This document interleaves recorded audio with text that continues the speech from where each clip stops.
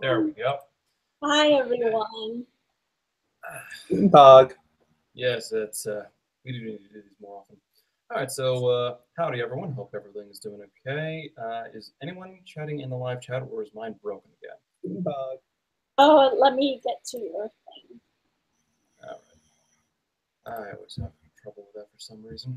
So, yeah, we do have a few things to talk about today. It should be a fun little session. There we go. Chat's working. Yay, hi, everyone.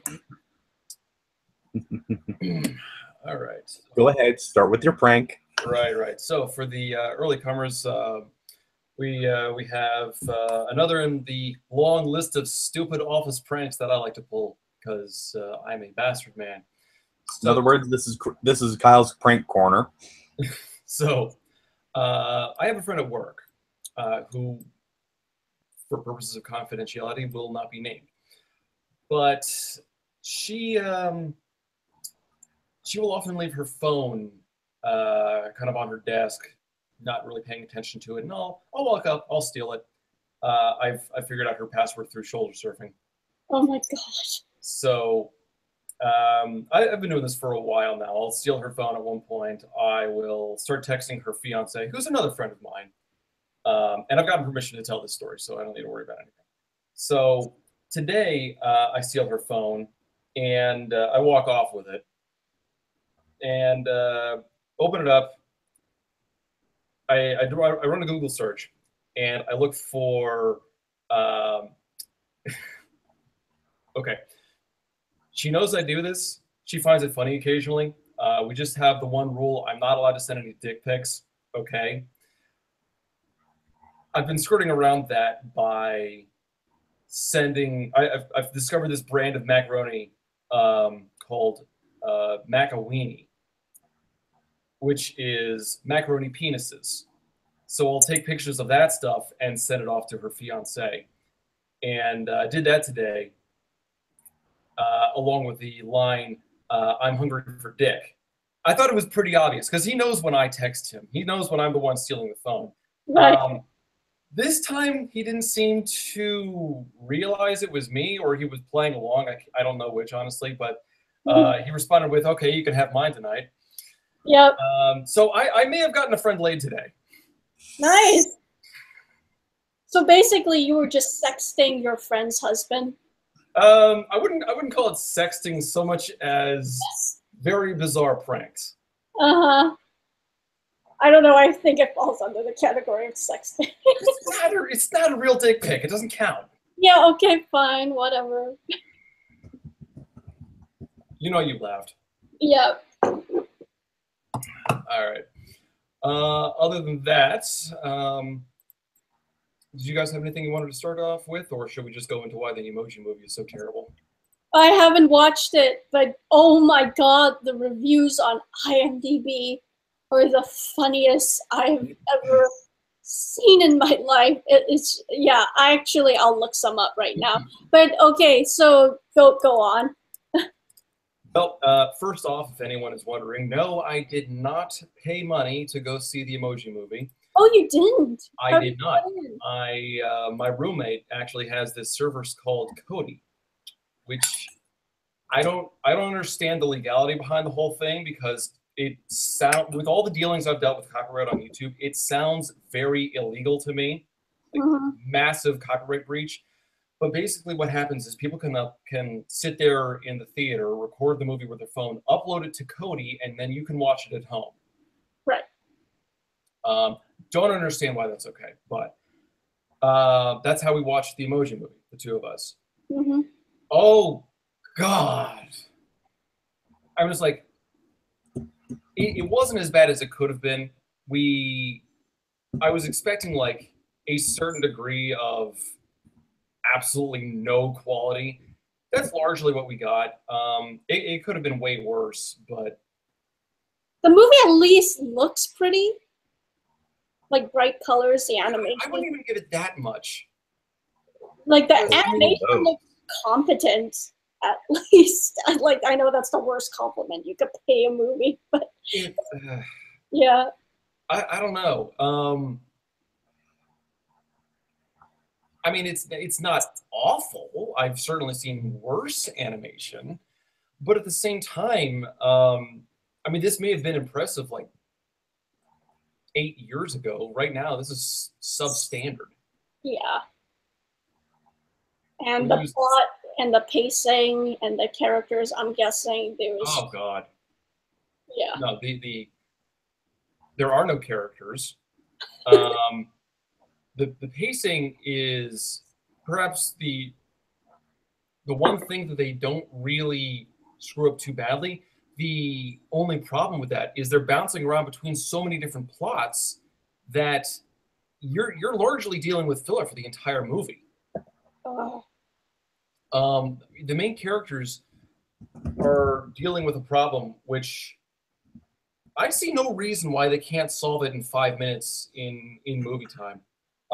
They've got to go. Like the main character thinks his phone is broken, so he's going to go to the Apple store later that day and get his phone wiped, even though that's something he can do on his own right there. But whatever. And they are apparently able to jump outside of their app and run off to. God, I don't even remember what it was. I don't want to say it was like Dropbox, so they'd be able to contact their user that way somehow. And it's just so dumb because apparently it takes them hours to get around anywhere, even though there's a fight scene most of the way through where there's a security bot chasing them, and they're running in between all these other different apps. I mean, everything's like a block on a neighborhood, and if they're able to run between these things so quickly, why can't they go down the block and find what they're looking for within 5 minutes? They have this overly convoluted navigation scheme where they have to go. They've got to go to this place so they can take this jet stream so they can ride the Spotify wavelength over to here. I don't know what the fuck. It's like just walk down the street. yeah. Yeah, it sounds really fillery. I'm really curious to just I think I'll try to watch it just because I'm just so curious on how bad it is. So here are some of the IMDb reviews. I'm just going to read out the titles of each review. Cancer Incarnate. This movie is a pile of poop emoji. There is nothing. If you spend $10 on this BS, then donate $10 to charity to hear a clear conscience. If cancer was a person, this would be it. I lost my will to live. Terrible. And then you have some very sarcastic titles. One calls it perfect. One says pretty good and worth watching. The theater was crowded. Most people loved it despite the unjust, extremely low ratings. It's just really funny. But I'm really go through this at some point. yeah. But like it has a lot of big names in that movie too, right? Like Patrick Stewart and I'm starting to wonder what Patrick Stewart was drinking at the time. he needed the pay. I'm guessing he just I'm wondering like how much money did they offer these people? He was trying to pay off a speeding ticket. That's the only thing I'll accept. For them to say yes to a script like this, like they probably just think it's a quick buck. I'll spend a few hours on the recording session, whatever. But like, come on, like did Patrick Stewart and James Corden, especially, that they really need the freaking money. Like, especially James Corden, like he's such a he has a gig, he has an ongoing gig at the Late Show. He didn't need the money. Actually, Diane, I found one of the titles you found caught my attention. What? In the reviews there, the Emoji Movie, the greatest movie of all time. Facetious as hell, of course, because he starts off with Star Wars, Indiana Jones, Back to the Future, the Emoji Movie. The Emoji Movie brought tears to my eyes, not only from laughing at the endless amount of poop jokes, but from the powerful acting that came from the Met emoji and Jailbreak. The plot spoke to me on a spiritual level that taught me many useful lessons, such as why be one when there are no other numbers. I truly understand why Jailbreak would completely change her opinion after hearing those strong words. I also love that after one of the three main characters died, the others don't really seem to care and have a conversation about what they think of life. This really let the plot keep on moving and help the movie not drag on for too long. Oh, God. All in all, I believe the Emoji Movie cannot be outdone in the cinematic world and thereby deserves my 10 out of 10 review. My only gripe is that the movie did not have any fidget spinners. Oh my God. I will say this for the Emoji Movie. There is one joke that got me to laugh. Okay. And it's at the very end. And the only reason I laughed is because of Patrick Stewart. So everyone's sitting around this stupid room, and the phone is actively getting erased. And you know, it's shit's going down. Everyone's starting to panic. And Patrick Stewart, his character is sitting up in this little box. You see it in the trailer where they're supposed to get highlighted so they get sent up to the phone. Overly convoluted. And where he's sitting in his box, turns around in a big red chair as everything's starting to collapse around them, and it just says "Red Alert." Partly it was relief that he wasn't making a poop joke, because literally every other one of his lines is a poop joke. But it's great. It was not a great callback, but it was an amusing callback to Jean-Luc Picard in a movie that otherwise had me scratching my eyes out. I see. So just to start, so I forgot which critic made this joke, but something about you should never reference a better movie than the one you're in. Yeah, that's... Yeah, but the only good thing about the Emoji Movie was a Star Trek reference, basically. That is literally the only part of the entire thing that I liked. Yeah. Damn. And it was over in 3 seconds. Oh, one movie I watched was Valerian. What was it? Planet of 1,000 Cities, or City of 1,000 Planets? That one? City of 1,000 Planets. How was that? I wanted to see it. It was decent, but kind of forgettable. In fact, like, it was only when you started talking about the Emoji Movie I actually remembered that I watched it. But it's a fun popcorn movie, and the visual effects were really amazing. But again, kind of forgettable, at least for me. But yeah, nothing to really write home about. But I guess if you're into the comic or sci-fi or whatever, I guess it's worth watching. But again, it's nothing too memorable. And I heard it's doing really badly. Like, it's not making a lot of money, and the reviews are again mixed. But I found it to be okay. But again, nothing too memorable. The lead characters, again, they've proven themselves to be really good actors in past projects, especially the guy, I forgot what his name is, but he's like, let me just look him up. Because I actually really like this actor. His name is Dane something. Dane DeHaan. He was one of the leads in Chronicle. He played Harry Osborn in the Spider-Man movies with Andrew Garfield. He's an amazing actor. People have been calling him like the next Leonardo DiCaprio of his generation. But he and the girl, they had like zero chemistry. Like zero chemistry. Like, they were trying to write this couple as, like, you know, they banter back and forth, and they have all the sexual tension that's been building up over their partnership, and he's trying to, like, get her to fall in love with him, and, like, oh my god, there was just zero chemistry. It literally felt like they were just, like, bouncing lines off of one another, and the witty repartee, it felt so planned. So I don't know what happened there, but yeah. So it was subpar. Again, I don't think you need to see it, but unless you're curious, it's not a complete waste of time. That's really too bad, because I've been seeing commercials for that for like more than a year.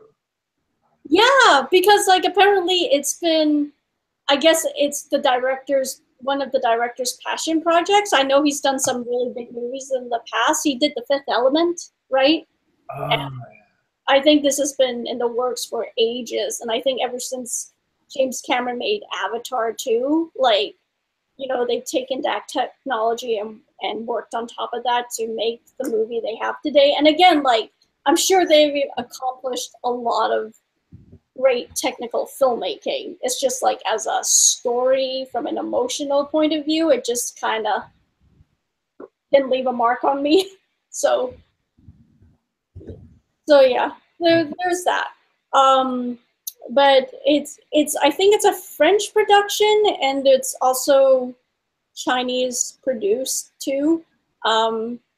Because like at one point it was so random, like near the end, they were like in this abandoned ship or something, and they wiped dust off of the wall, and the China flag is there, and I'm like, okay, random, and it doesn't tie into the plot whatsoever. It honestly felt like it was like a made in China stamp on the movie, which I found kind of funny. But I guess it's like it's no different than like seeing the American flag in a Michael Bay movie. So Well, yeah, America. yeah, America, exactly. But yeah, that so far I haven't watched any new movies other than that one recently. So yeah. Oh, actually, tomorrow we have they are playing in a few select theaters the next Starship Troopers movie, Traitor of Mars, and some buddies and I are going to go see that. Oh, boy. are they indie movies? I've never heard of those ones. You've never heard of Starship Troopers? Oh, Starship Troopers. Sorry, I heard a different word. Starship Troopers. Yes, I've yeah. This one is another guy with Casper Van Dien. Okay, so it's new. Echo. Yes. Okay. Am I on your side? Yeah, I remember I remember the first Starship Troopers movie was too violent for me. I was so scared, too scared of it to watch it. I might. You have a way to... Sorry, it's just. Oh, who's echoing? That's on your end. On my end? Yeah. Oh, shoot. What? Echo.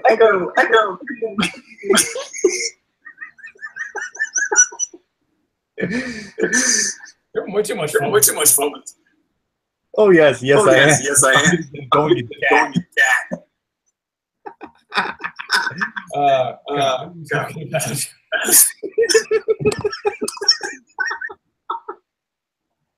So I think we're all at that. not that funny, Keith. What the hell? Come on. It's not Diane. I'm laughing at him. Okay. I'm laughing at me. Every time we try to do this, there's always some sort of technical issue. Behind the scenes, in chat, it took us 10 minutes to get started because we was screwing something.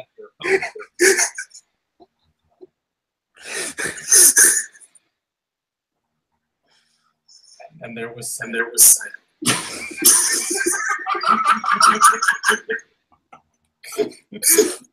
Okay, moving on.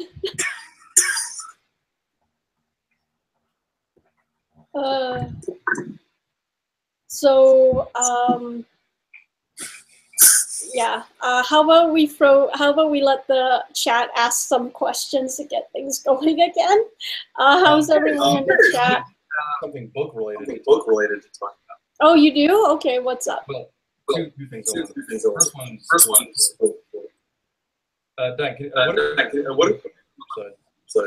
I'm sorry. Can you repeat that question? what if you tried lowering? lowering the volume? I think that would do it. On my side? Yeah. Okay. How about now? Echo. Still? I'm not hearing any echo.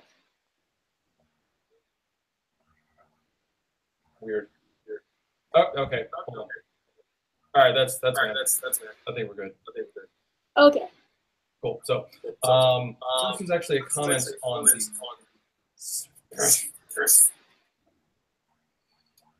First one was a comment on the Beowulf review Mhm. that I forgot to mention last time. And that was that we had attempted to get Linkara involved in that episode. Actually, in the script, I had included several scenes where the '90s kid was going to come in because, as I joked, the Beowulf was like the death knell of the '90s.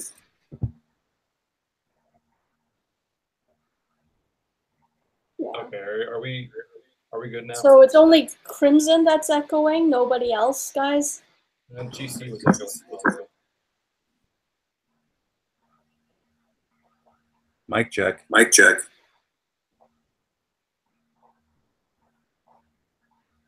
Kyle.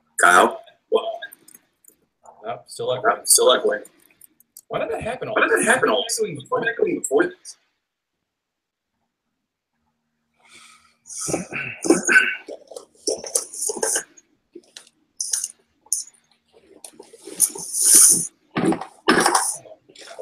Everyone put in headphones. Okay, so it's only Creme. Everyone put on headphones? That's what I'm going to try. It might be.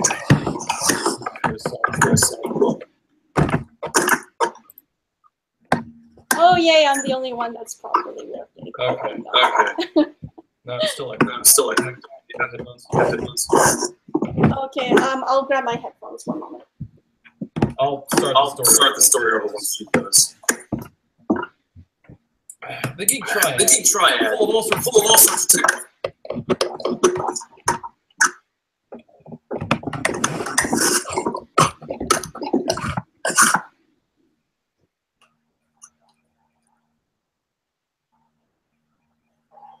I really do like that Totoro portion. I'm still getting the echo. Well, yeah, because she doesn't have her headphones in.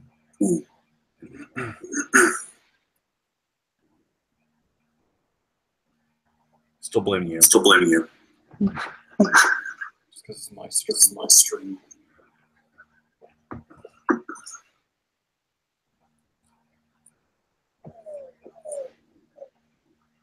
And no, the evil one was not broken. Quick, think of a dramatic line. Say again. Luke, I am your father.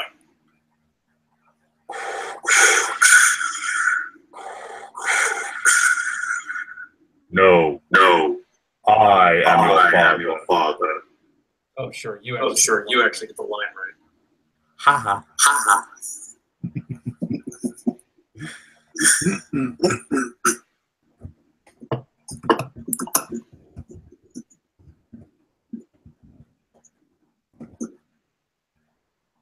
Say Kakarot. JC, can you do a decent Broly? Maybe you should try it as doing it the way James T. Kirk did.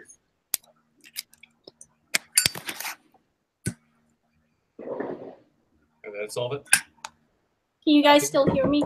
Yeah, coming in loud and clear. I think we solved it this time. Yay, Okay, no awesome. echo. Okay, that only took 5 minutes. Thank you for being patient with us, everybody. Yeah, so like I was saying, the Beowulf episode, we tried to get Linkara involved in the script. I'd actually written several small skits for the '90s kid. Um, mostly making fun of the movie, the Mhm. as it was the death knell of the '90s. I thought so. Unfortunately, I reached out to him twice, both on his website directly and on Twitter. He never responded either time. So um, we unfortunately had to cut those parts, which really was a shame. We weren't able to get him involved, but Yeah, he's a busy guy. I'm sure he's busy. Yeah. Yeah, but I actually watched the Beowulf episode last night. It's really funny. Again, did you get an editor to you got an editor to work on that Yes, one, right? yes. New editor is a guy named Ashton Grisso. Yeah, I felt the editing was really good. He seems to really be He knows his stuff. yeah. He knows his stuff, and I thought it flowed really well, and the jokes hit their mark. It's really good. So Thank you.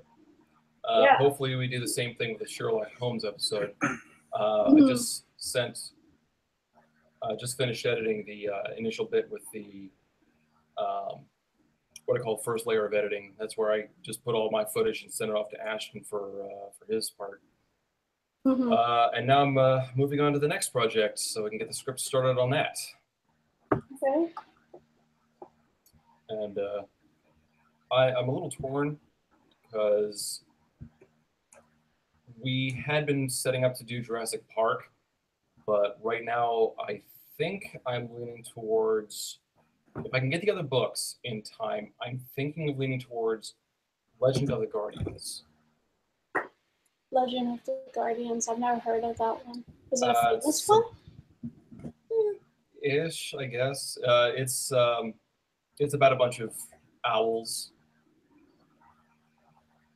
Hmm. They go around, they do owl things, and they fight other owls. Oh, is it that animated movie with the owls? CG one, yeah. Yeah, the CG The Guardians one. of Gahule. Yeah, I heard that movie was really good, but I never got into it. Yeah, we actually, my brother and I watched it the other night, and it was better than I thought it would be. I was strangely invested. Yeah, I heard good things about it too. Like I heard, again, it's just one of those movies that didn't do super well at the box office, but it was actually like a really good movie. Yeah, actually, I looked up the box office receipts. It was like $80 million in production. I don't know how much publicity it had to spend, but it got like 60 million back domestically, 140 million back total. Yeah. But yeah, that would be a good one to do. There's like a bunch of famous book adapted movies coming out. Well, like there's It, and then there's The Dark Tower, both Stephen King movies. So oh, and there's your favorite, Ready Player One. I know you like that book. So Yeah. yeah, that yeah. one. I don't know. I mean, on one hand, I feel like the book has too much density to really make into a proper adaptation. On the other hand, it's being directed by Steven Spielberg, and quite frankly, if there's one director who knows how to adapt the book, it's him. Mm-hmm. This is true. What other book adapted movies has he made? Jurassic Park, Lost World, Catch Me If You Can, the BFG, which I've never seen before, but I heard that one didn't do too well. But like again, I haven't seen it. Well, apparently it was good. It just didn't do well in the box office, which is not a good metric for measuring quality, anyway. No, definitely not. But yeah, I'll always. Oh, he did War of the Worlds.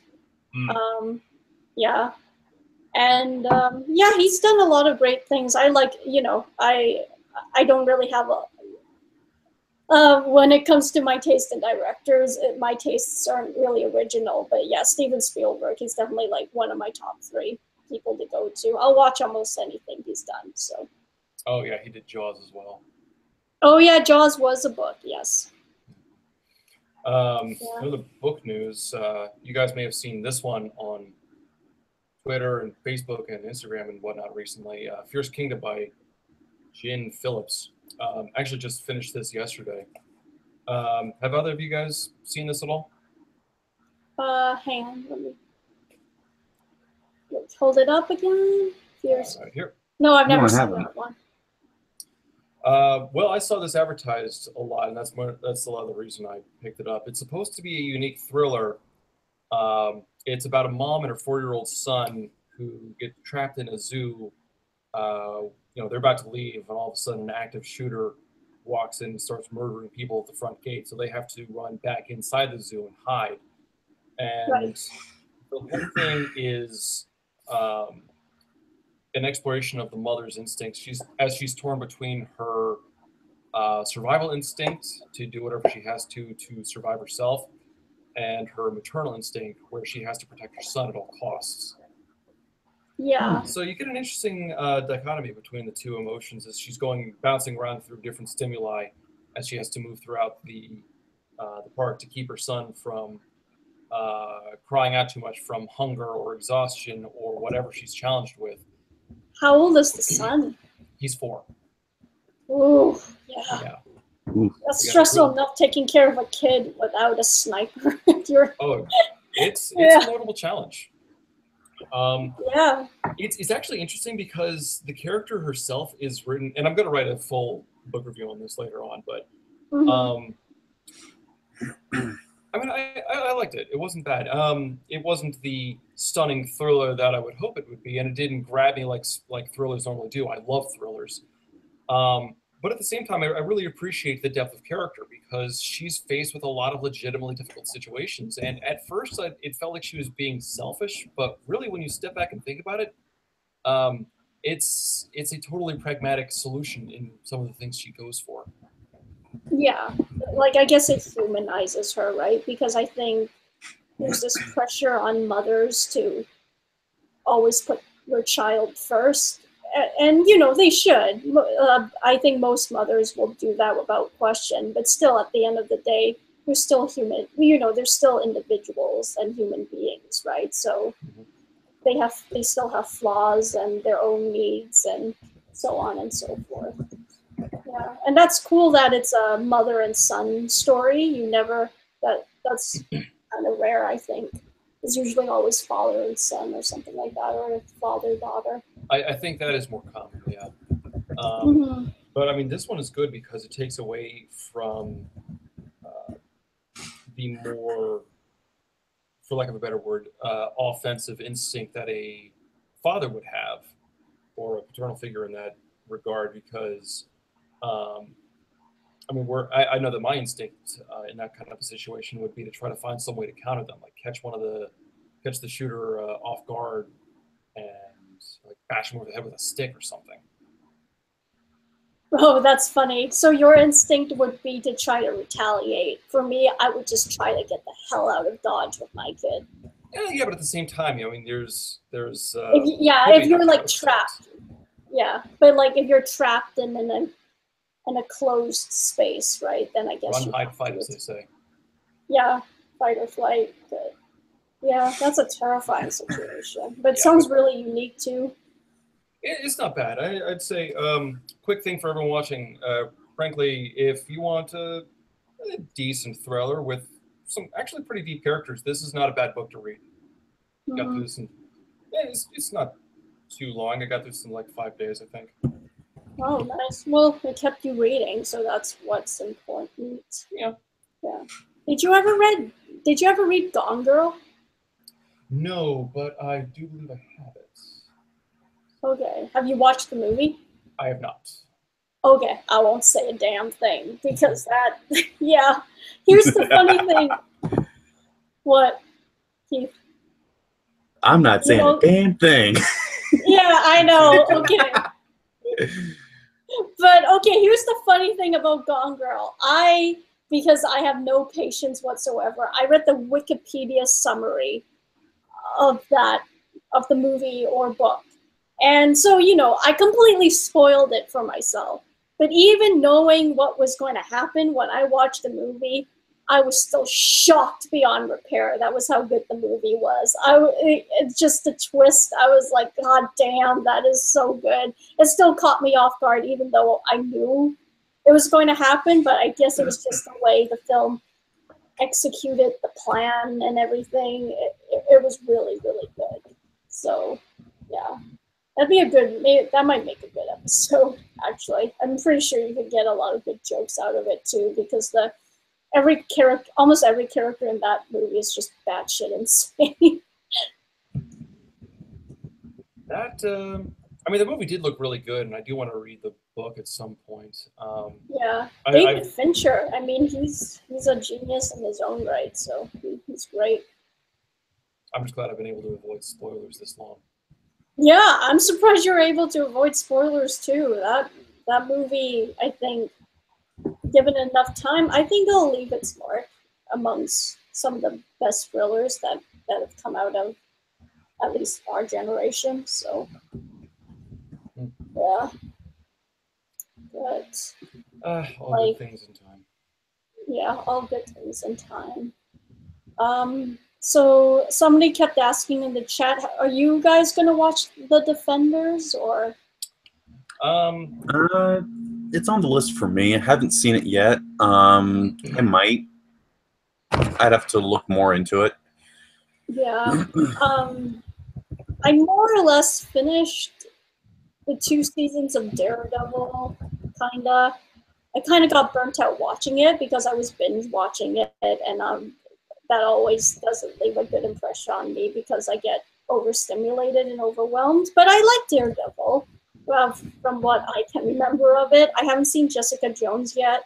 I saw a bit of Luke Cage, and I thought that was good. Jessica Jones is worth it just for David Tennant. Oh yeah. I heard Iron Fist was really bad. Have you guys seen it? No. My thing with the whole thing is all the series Marvel's putting out on Netflix now, they started great with Daredevil. I loved the first season. I liked the second season. I got through about half of Jessica Jones. It's a good show. It lost my attention after a while. Luke Cage lost my attention after I think 4 or 5 episodes, and then I haven't even started Iron Fist because I just keep hearing too much bad about it online. Yeah, like what were the reviews again? Like, other than I heard like the action scenes were really badly executed. Apparently and they the acting wasn't that. Mythos. And the mythos is bad? I'm not familiar with it, but apparently, yeah. Okay. Yeah. Again, I'm very I'm a very casual fan of comic book stuff in general, so I can take it or leave it. But yeah, I don't know if I'll put time aside to watch The Defenders, but again, I'm not against watching it or anything. Yeah, but have you? I don't know what superhero movie is coming out right now that's causing a lot of ruckus. There's Thor Ragnarok. Yeah, the next one I know is Thor Ragnarok. When's that coming out? November, I want to say. I think so. November. Okay. When's Justice League? That's next spring. No, it's also November, or at least in Denmark.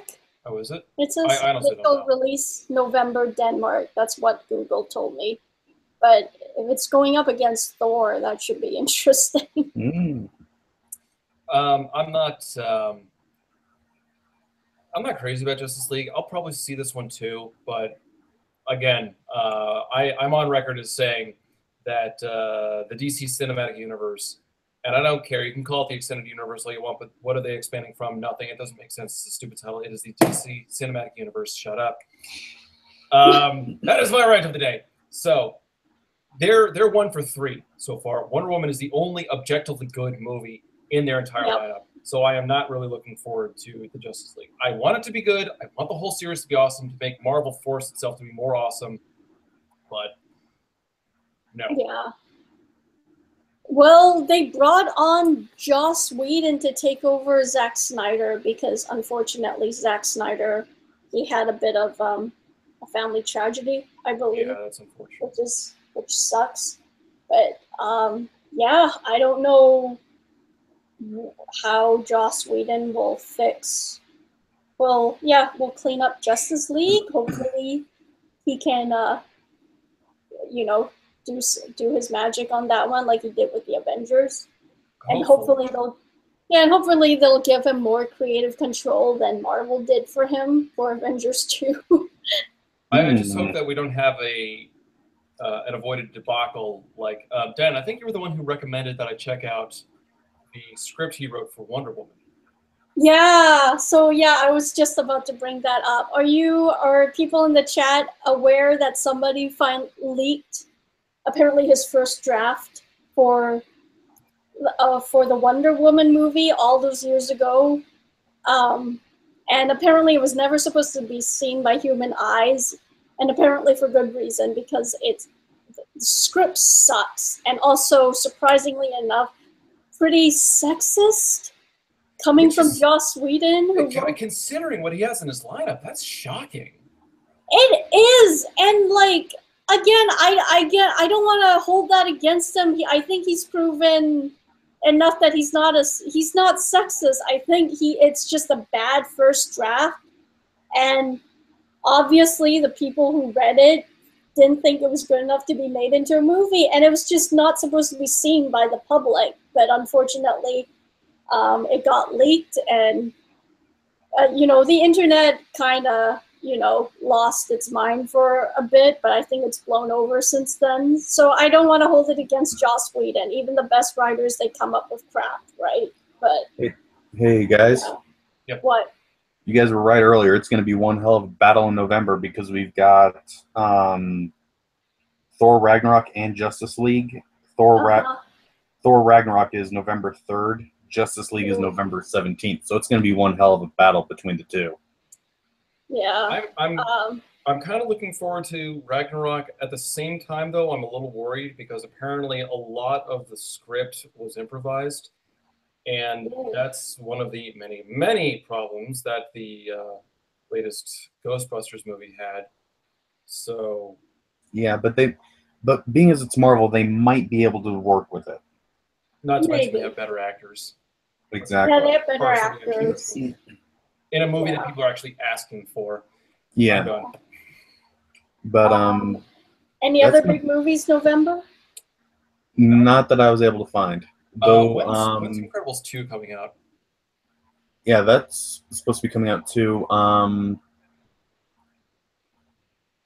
know that Blade Runner 2049 is apparently supposed to be coming out in October. Nice. I'm really looking forward to Incredibles 2. That is Incredibles is my favorite Pixar movie. Yeah, it's a pretty good one. Really been looking forward to this one for a very long while. Yeah. Yeah, I like. It's funny, like, I love Brad Bird, but I actually, as much as I like his Pixar movies, but they're not my favorites from him. My favorites from him are still actually The Iron Giant and his first live action movie, which was Mission Impossible, which he just knocked right out of the park. I could watch that movie again and again. He did so good with it. Yeah. Oh, like, I'll ask the group chat this because I remember me and Kyle had this conversation once. So I forget, did you guys ever watch Tomorrowland, directed by Brad Bird? No, I didn't. I wanted to, but I didn't. Never got around to that. Tomorrowland was his worst, and Jen G said. So I really like Tomorrowland. I give it an A+ just for sheer ambition alone. I felt it ran a little overly long, but still, I liked what it was going for. I liked the characters. I liked the plot. So one thing you guys may or may not know was that during I guess pre-production of Tomorrowland, while he was doing location scouting, Brad Pitt was approached to direct Star Wars, The Force Awakens, and he turned it down to make Tomorrowland because Tomorrowland was his baby. It was his passion project. And Kyle, I remember you saying that you thought that was the stupidest move he could have done. And I thought, and yes, part of me definitely agrees with you because, like, how could you say no to a deal like that? But let's see, do I want guaranteed success or do I want to play around with an idea that's kind of half-baked? I kind of still respect him for it because you gotta respect the guy. He had the courage to turn down Star Wars because he wanted to make his baby. I kind of respect that from an artistic point of view. Keith, what do you side with? That took balls. Like, Jesus Christ, I cannot imagine what was going through his mind when he made that decision, because that's, yeah. Keith, what do you think? Stupid or brave? I see it as a bit of both. Yeah, big surprise. GC is going to sit there and say he's taking the middle ground. Big surprise there. I always do Pick a side. Piss off.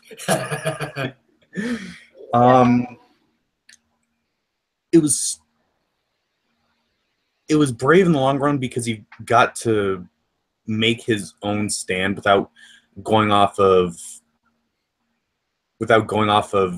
the original movies. And like Maggie Parker just said, Star Wars 1, 2, and 3 were going through his mind. He did not want to sit there and be connected with those nightmares. But at the same time, it was stupid as all hell because now their Star Wars movies are getting a big following again, and we're not following the same, let's say, questionable inspiration that we had for episodes 1, 2, and 3. We're going back to the same kind of inspiration we had with 4, 5, and 6. Yeah. So it was a good move on his part, but it also wasn't because he's not connected to the new trilogy that's coming out. Yeah.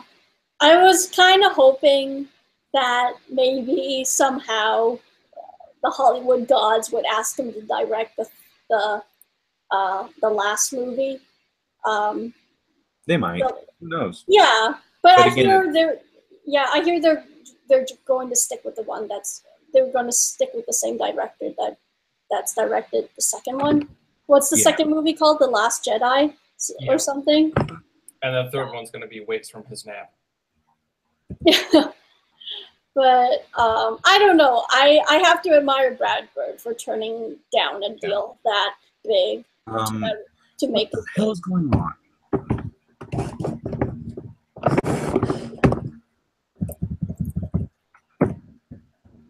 What's going on? You good, dude?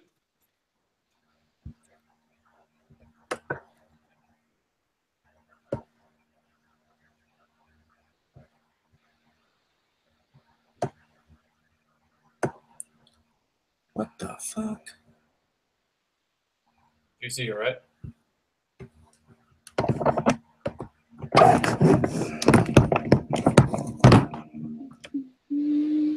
Technical issues. Yeah, I can still hear Keith, so. Yeah, I can still hear him banging around. Mm-hmm. Dude, can you just not hear us?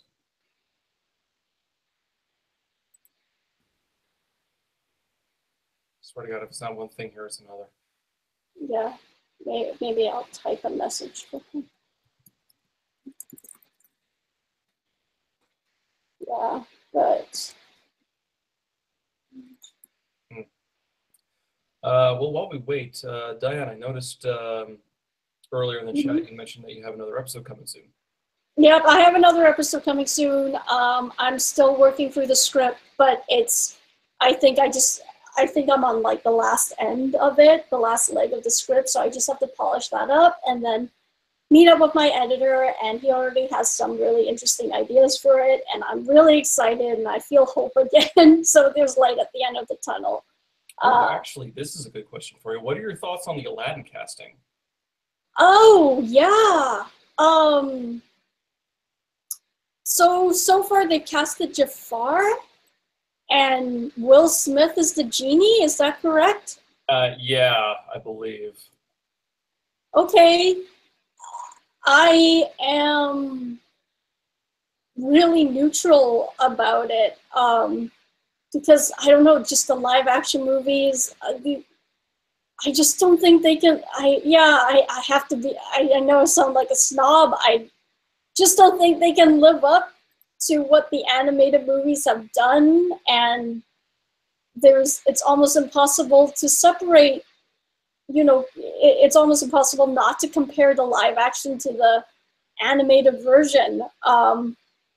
But I'm really happy that they are, aiming to. Yeah, I don't know. I'm happy they're aiming for like a Middle Eastern cast, right? Just Oh, yeah, I mean, that makes perfect sense. absolutely, yeah, for authenticity. Yeah. The guy they've casted Jafar as, I know nothing of the actor. He looks the part. He looks very handsome. I hear that last time I heard they're having a lot of trouble finding an Aladdin. They finally found somebody. Did they cast Aladdin? I believe they did. Okay. I'm trying to find a report for it now. Okay. Mena Massoud. Okay, so they did. Okay. Egyptian-born Canadian actor who played the title character. Okay, Mena Massoud, you're right. I'm afraid I don't know anything about him. About him, looks like he has some experience. So okay, great. Again, like it looks like all these actors, they're pretty much brand new to Hollywood and everything. Again, like I will give it a chance, but I really have no thoughts right now aside from the fact that I hope they do a good job, and that's about it. But yeah.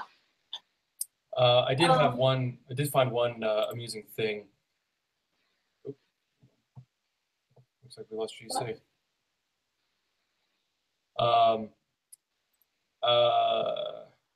I saw one amusing thing. I mean, I like Will Smith as an actor. He's great in I most love of Will what he does. Smith. Yeah. But someone made a meme of Harry Potter. It's a headline: Will Smith cast to play the genie in the new Aladdin movie, and it's Harry Potter stepping out saying, "How dare you stand where he stood?" And it's like on one part, it's like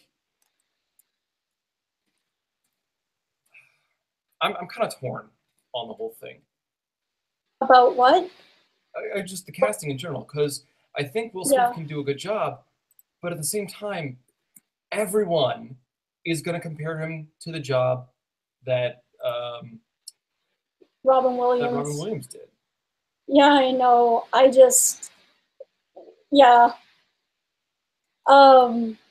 Just what happened with Robin Williams and the team he was working with in order to create that character. That was just lightning in a bottle. You can't you can't recreate something like that.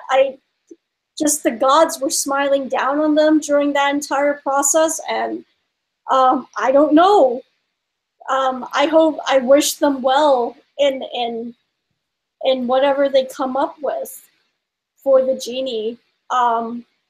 Honestly, I would much rather they try to do their own thing, because you can't, like, other than you just try to copycat everything the animated movie did, and everyone's just gonna constantly compare it to that, or you just do your own thing. I'd rather they just do their own thing. Which is like, the problem obviously, that I had. Mm-hmm. Oh yeah, like, yeah, I mean, obviously pay some homage to the original character, but still try to maybe find your own voice and combine the two. But yeah, I don't know. Sorry, what were you gonna say? Well, I'm going to say that that's as far as doing your own thing and not copying what the original animated version did. That's the problem that I had with the way that Beauty and the Beast looked, because it looked like it was a shot-for-shot remake of the animated story. It's like I've already seen this as a cartoon. I don't want to see this frame by frame with Emma Watson getting auto-tuned. Yep, I know. They tried to do their own thing, with giving Belle more of a backstory, but again, that just didn't do anything for me. And like, I think I've already talked about the time traveling book that led to nowhere, and yeah, you know what? I'm also thinking of like maybe working that into my next video, talking about the live action Beauty and the Beast, just a bit to compare it to the animated version. So that would be a good video. Yeah, like again, perspective. Yeah, thanks. So like, yeah, I guess I'll just come out and say it. My next video, everyone, it's going to be about Beauty and the Beast. It's not going to be a retrospective. I'll just leave it at that. I'm trying to do something different, but yeah, it is going to be about Beauty and the Beast, and yeah, I'm really excited about the topic, but yeah, we'll see what happens with it. Is this the? Oh, do you see you back with us? Yeah. On my phone, maybe, but I'm still trying to figure out what the hell is going on with my damn computer. Oh shoot. Well, at least we still have you somehow. Yeah, I know you love me so much. We're just talking about Diane's next project. She's doing a Beauty and the Beast review. Yeah. Well, when's it coming out? It's not for a while. I am hoping, because I'm so close to finishing the script, I just need to pound through it. I'm hoping to start to film by the end of August. And I'm really serious this time. I'm really serious this time. I know I've been in a creative cul-de-sac for a really long time, but there's hope at the end of the tunnel. There's light at the end of the tunnel, and I'm really excited about it. Yeah, but yeah, basically the next episode is going to be about Beauty and the Beast. That's all I'm going to say about it. And Kyle, he's kind of helped me out a little bit with just trying to get me out of my writer's block, so I'm going to give him a bit of credit for that. And well, I mean, to be fair, I just gave the script a once over on one occasion. It's good. Yeah. The stuff that she has there is, I'm not going to go into detail, so you actually have something to watch. But it's it grabs my English major side in how in depth some of the more subtle touches of the original animated movie are. Yeah, I'm pretty excited. There's this one part where I get into one shot of the movie, and I'm really excited. I'm really excited about dissecting that scene, because again, I don't think I've ever seen it done in any other video I've seen of Beauty and the Beast. So I'm really excited about that. And sorry, MGen G keeps asking me about Jafar. I think Jafar is a great villain. He's one of the best villains they've ever made. So, yeah. He's not bad. He's certainly memorable. Oh yeah, very memorable. I love how his design too, it was like a direct influence off of Maleficent from Sleeping Beauty. Actually, and this we shouldn't go too far into detail about this, but this, I think you can take the lessons from your paper about Aladdin, like what you say about Gaston, and really attribute that to Jafar as well. Oh yeah, I was thinking of maybe, I don't know if I can work Aladdin into it, because all I'm going to say that the way both shoot, how am I supposed to say it? this is going to sound so pretentious, the aesthetic philosophy of both those movies, Kyle, you know what I'm talking about? Mm-hmm. They're very much the same, right? In a lot of ways, yes. Yeah, right? On how the characters look. But with Beauty and the Beast, I think they executed it with a lot more finesse and purpose to it. And that's all I'm going to say on that. Yeah, but I don't know if I can mention Aladdin, and I think it might just be too tacked on if I mention Aladdin out of nowhere. But there'll definitely be there's definitely going to be some Aladdin clips, you know, for the B-roll to support my thesis and everything, and so on and so forth. So yeah. DC, were you going to say something? Well, I just did the one thing no one likes to do to their laptop. No, what? Unplugged it and held down the power button until it shut off. Oh, I just do that out of anger. Yeah, well, considering everything froze up, and I'm still trying to figure out what the hell is going on. So yeah, knowing my luck, it's update season again. Oh God, does that mean what? You need to buy a new computer? No, it's the damn thing is going through updates, and I've been having issues ever since it decided it wanted to install Windows 10. Mm-hmm. Oh, I see. Oh, you're a PC guy? Eh. Yeah.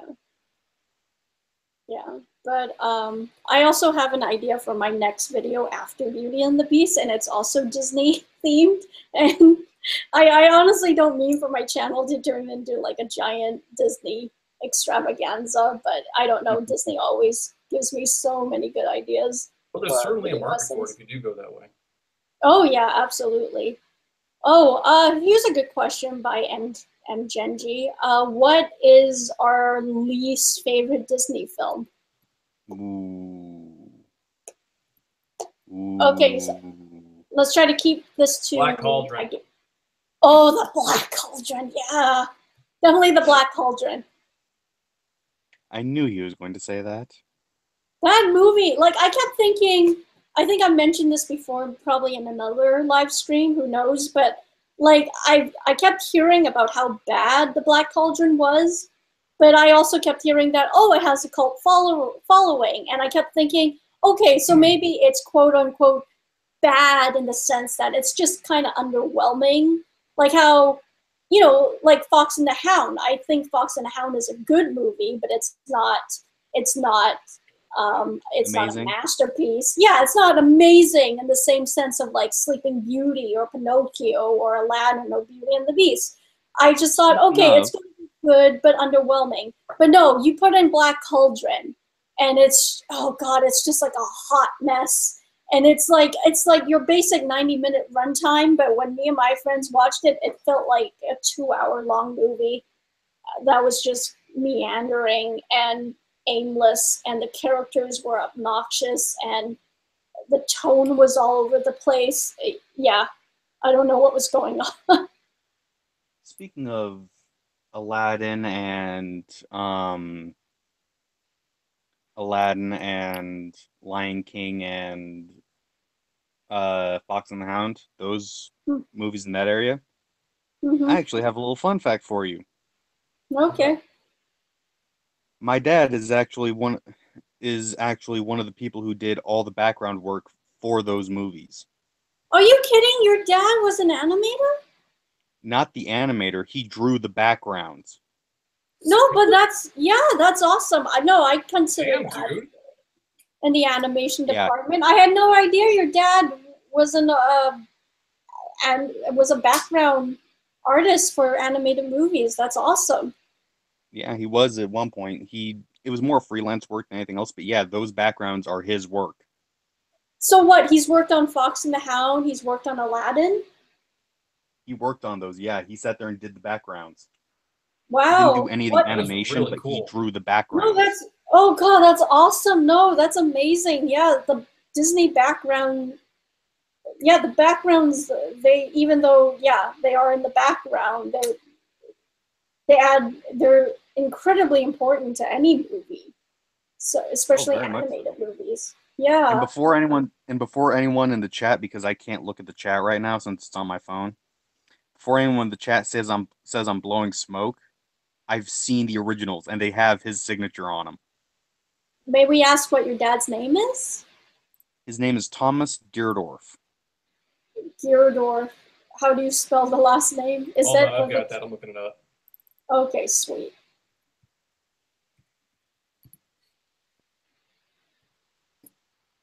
I found his LinkedIn. Oh, yay, that's awesome.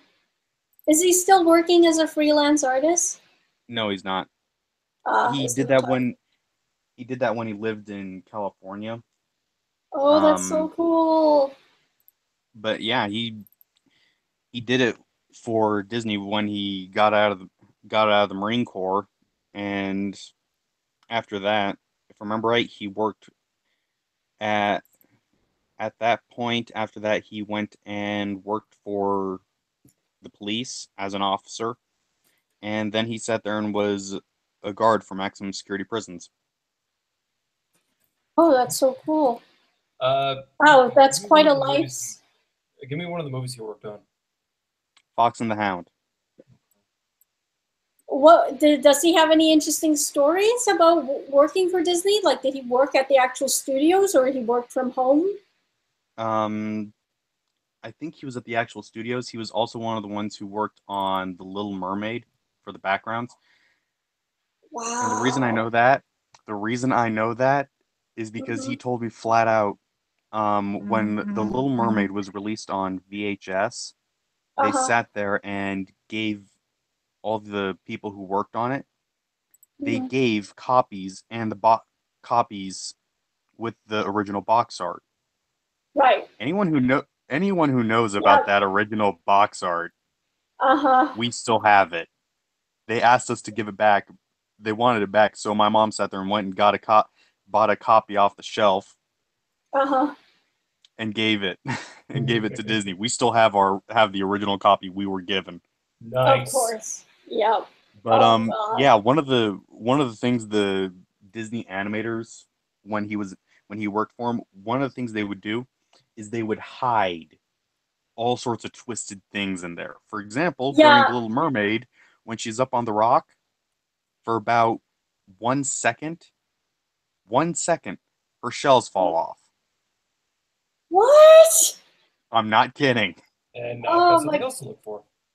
Oh my You God. literally have to go through it frame by frame to find it. But when she's up on the rock and the waves are splashing and everything, the shells fall off.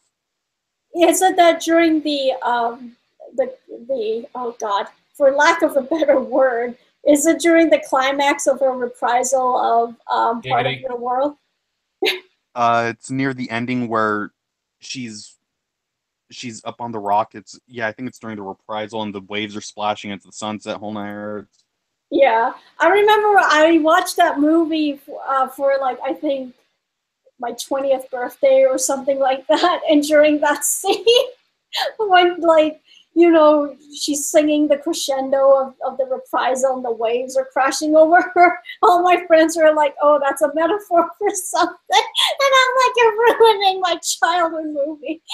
Now I've just ruined it too. Yeah, I know. Well, no, I've heard that animators they try to sneak in things like that. They would sneak things like that in to see, okay, what can we get past the censors? It was a game between the animators and the censors. That's why the that movie alone is pretty risque in the sense that, you know, at one point, and I guess they couldn't hide the fact that when she first gets her legs, she's completely naked, bottom down, right? Yeah. Mm-hmm. But you know, 16 years old. She's 16. Everyone has heard the story of the original Little Mermaid box art. That's a fun one. Good and famous. Yeah. And then of course, yeah. Sorry, Dan, go ahead. Oh no, I was just gonna say, And then there were also incidences where people thought they tried to sneak in something perverted, but it was actually completely innocent. And I'm talking about the in Aladdin, the whole good teenagers take off their clothes. Oh Yeah. yeah. Yeah, and apparently they talked about that in one of the commentaries on one of the like special release DVDs. They actually address it directly, and they said that the line was "Good kitty, take off and go," but just One the moment, sound. please. It's just the sound quality and the microphone. It just didn't pick it up well enough, and that's what people heard. Like the teenagers take off their clothes. So that's why sound is really, really important. Many film experts will say that sound quality is actually even more important than the visual quality of a movie. So if you're making a movie, don't forget to spare a bit of your budget for sound. Indeed, that's why I had to go for the hold on, Yep. shotgun mic on my new camera. Mm-hmm. Yep. It's a good investment. Okay, I am back on my computer again. Ooh, Yay! Good. that is fancy. Let's see. GC, someone was asking. Oh, someone's asking. Yeah, if you can confirm Epic. the Illuminati symbolism in Disney movies. The I don't know Illuminati about stuff. Yeah. That Like one I'm what? not so certain on. I don't know of any Illuminati stuff in Disney. I'm afraid. sure. Aside from the whole Disney is an evil corporation and they have Walt Disney frozen in a box somewhere. Yeah, well, That one I can confirm is false. Yeah, Can I you mean, we all really? know Have you Disney. checked Yes. every box at Disney World? One thing I can tell you is true is that all the graves at the haunted hotel and things like that, the stones up around the. Can you guys still hear me? Yep. Yeah. Okay. The stones up around all the palaces, all those things, on each and every single one of those stones and the gravestones and everything, those are actual names of the people who sat there and are animators and are also the people who helped build the parks. Yeah. I'm Every not single one of surprised. them. That's pretty cool. Nifty. Yeah. No, that's pretty cool. But we all know Disney is an evil corporation. That's no The big damage secret. they've done to copyright alone is. Yeah, Yeah. It's that's pretty bad. insane. There's also what they're pulling out of Netflix, and they're trying to create their own streaming Yeah. thing, which I think is so stupid. I'm like, really? Do you guys need the money? Honestly, I mean, I know that's the whole point of business, and I'm not trying to poo-poo anyone who's trying to make more money, but like, come on! Like, I don't think you need your own streaming service. Yeah, right. Yeah, I know. I'm not a huge Disney fanatic myself, so this doesn't affect me as badly as it would other people. But at the same time, I do find it a little annoying, just because this is just going to create more streaming services. Only this one's just going to be exclusively Disney, so you're going to have the same basic product, but with much less variety. Yeah. On top And of I that, think- if you really wanted to, you could sit there and go online. I know 3 sites off the top of my head where I can sit there and get every Disney show. Mm-hmm. Oh, Yeah. not to mention Cody. Yeah. Well, I remember reading the one comment about how, like, you're going to try to keep creating all these streaming sites and get our money, but I'm just going to, go online and just, pirate it, right? So, Yeah. yeah, so I think this might bite them in the ass Very possibly. in the long run. So, yeah. Somebody was asking, what did you guys think of the new Pirates of the Caribbean movie? I haven't seen it yet, but I remember you guys liked it. I liked the first one.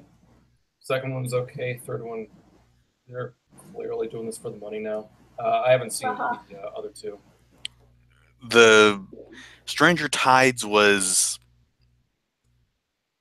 literally, the title is exactly what you get. It's strange. Uh-huh. But the newest one is very, very good. I'm going to Yeah. disagree with Engine. Uh-huh. Pirates 5, um the latest one, not not really forgettable. Because what it the very first thing you see after the opening rolls and you see the titling, after that is this bank being opened, and they open up the doors and they open up the safe, and here's Jack drunk off his ass in the safe, and he's trying to figure out what he's doing there. And he goes, "Oh right, I'm here to rob the bank." Guns come up from the guards, and they sit there and they try to rip the safe out from the center of the room through the wall. The safe does not go through the wall, and instead they drag the entire damn bank around town. And here's Jack trying to keep a hold of the trying to stay inside the bank and on the bank and everything else, and it's just funny as hell because there are points where you're just looking at going, "Oh my god, this is just insane." Mm-hmm. There's one point during one scene where he's going to be beheaded, and him and another character get into an argument about who should be killed first. Him, the guy who's getting beheaded, or her, the woman who's being accused of being a witch and is to be hung. Uh-huh. Well, they somehow manage to break the platform that the guillotine is on, and it starts spinning, and he's still attached. It starts spinning around, and here comes the blade, almost to him, then back down, almost to him, back down, and I couldn't stop laughing. It was the entire yo-yo effect. Okay, that actually sounds rather amusing. Yeah. Oh, I've never actually seen. When I did watch the Pirates of the Caribbean movie, I watched the third one first, which I know wasn't a good idea, but I was just tagging along with my friends. So I still need to watch the first one, which I'm told is the best one. But you like the fifth one as well? The I mean, fifth one like, is yeah. good. It's Fifth one the is fifth one is a return to what made the original Pirates movies fun. okay. Yeah, because I think you're in the minority because that it didn't get a lot of good reviews. The fifth one, from what I heard. There were parts and things I didn't like, Mm, but there were also things that it shows that they're going back to what it was. Back to how the first, second, and third one were. mm-hmm. That's just my opinion, though. Everyone's got their own. Yeah, fair enough. Yeah. Well, I like the much maligned Tomorrowland, so there you go. Okay, so what's next on the docket, Rogue? Well, I've pretty much used up everything I was going to really talk about. As long as you guys have anything else in mind, we can just jump over to the Q&A session like that. Yeah. Mm, nothing I can There think of was off the top of my head. yeah, there was something I had in mind, but I can't think of. Yeah, I can't seem to remember. Probably not that important. Have you guys Diane, you know what's keep going to happen? Diane, you what? know what's going to happen? You're going to be laying down, you're about to fall asleep, and go, "Oh, that's what I was going to talk about." Probably, yeah. It's how it always happens. Mm-hmm. Yeah, and Jen, we already talked about the Emoji movie. From what I hear, it sucked. So I haven't seen it. I've watched the Channel Awesome review of it, and I've also seen the Black Nerds review of it, and I have no desire to see it. yeah. Oh, hey, I put out a I series of did. questions. Oh, Yeah. go ahead. Oh yeah, before we get to the series of questions, I do remember what I want to talk about. Did we ever, from the previous chats, did we ever talk about Moana? Did you guys like Moana? I enjoyed Moana. Yeah. It was good. It was awesome. Yeah. I did not expect The Rock to be able to sing that well, but that Mhm. was definitely Neither did I, fun but for me. while he didn't have the greatest voice, you could tell he was having a blast. He was having Yeah. fun. That carries through in his performance. I think. Yeah. Yeah. That's one thing I've always agreed with Doug Walker about, because he did a video about when someone should be dubbed over Mhm. what they're singing and when they shouldn't. Yeah. And I agree with him. If it's the right choice Absolutely. if they can get the right emotions and everything, you hear it right.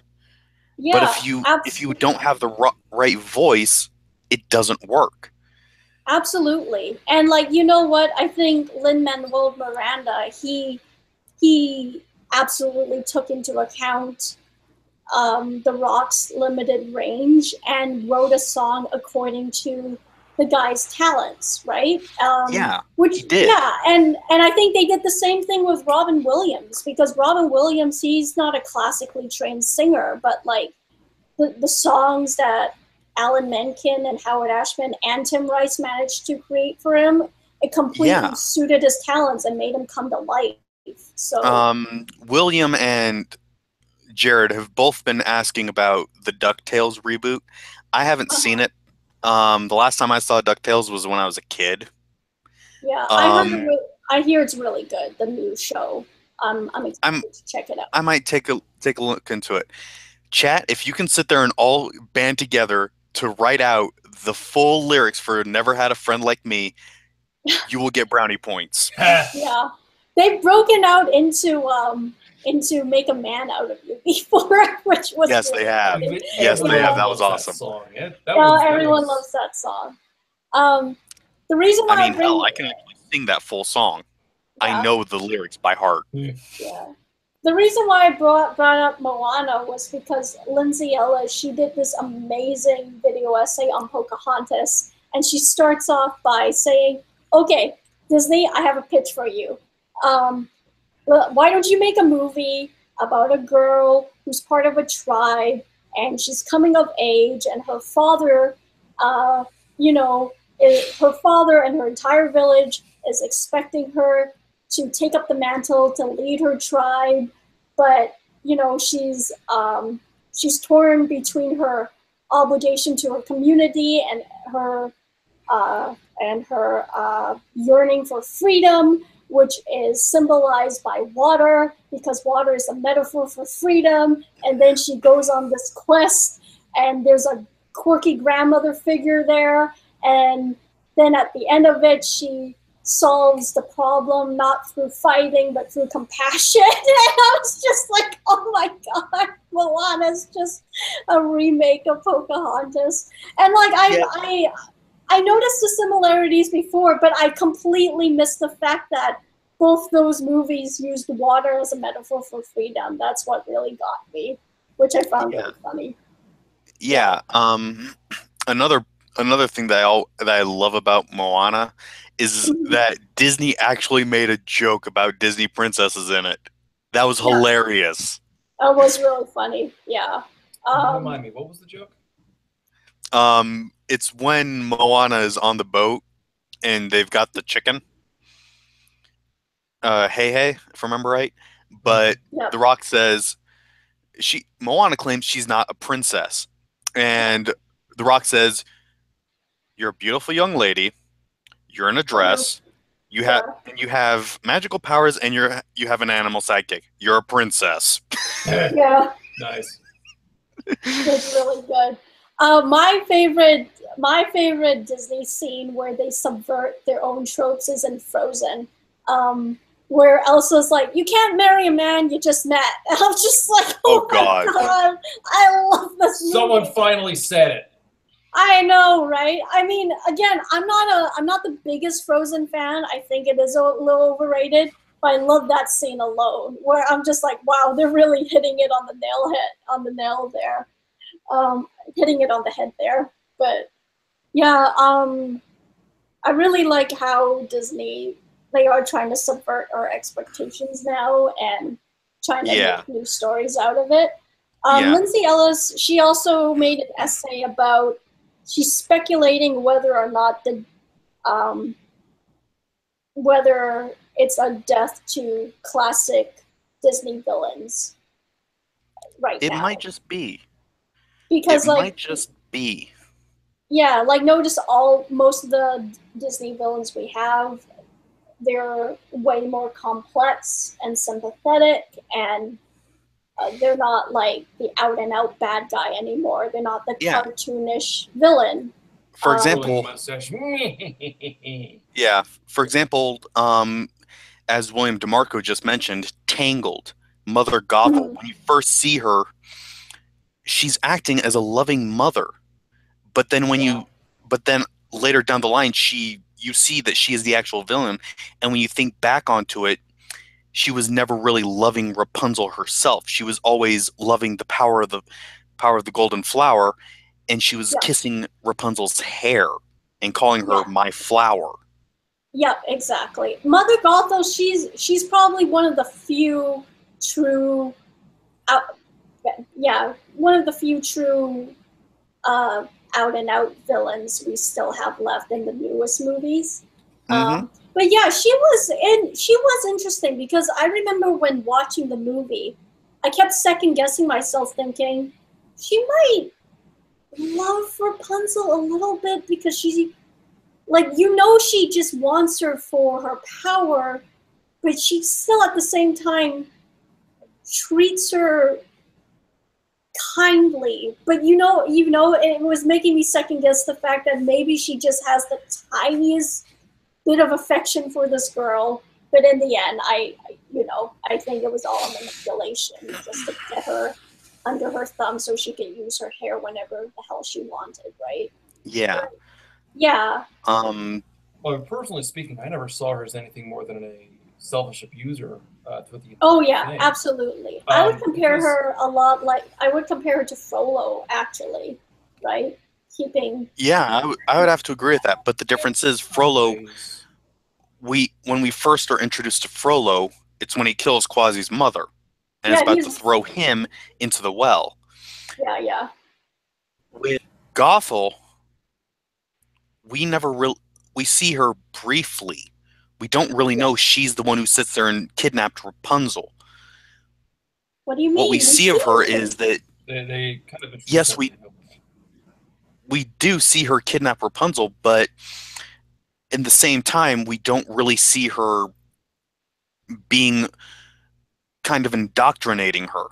We don't really see that. We see her as more of a kind and caring mother trying to protect her daughter. Yeah. But then she sits there and gets just flat out vicious.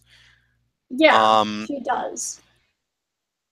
But it was also kind of it's hinted throughout the dialogue between those two that even though she seems kind, there's this like underlining passive aggressive maliciousness to her. Like, how she's just like, what, like, remember they're looking in the mirror and she's like, oh, do you know what I see? I see a strong, beautiful, confident woman. Oh, you're there too, right? Like, it's really, she's constantly like undermining her.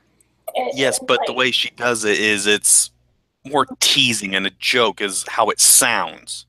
People don't really see it as the fact that she's really indoctrinating her until closer to the end. Yeah, well, definitely with Frollo, he definitely wore his evilness on his sleeve, whereas Mother Gothel, she was a lot more clever about it.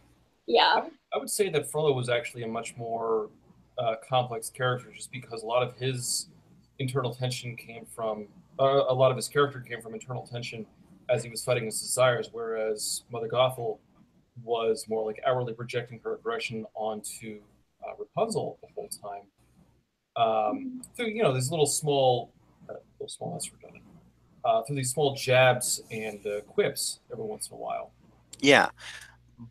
Another thing to realize is the big difference between Frollo and Gothel. Frollo was, think of how they were dressed by the people they were abusing. Frollo was master. Yeah. Gothel was mother. Mother. Yeah. Hmm.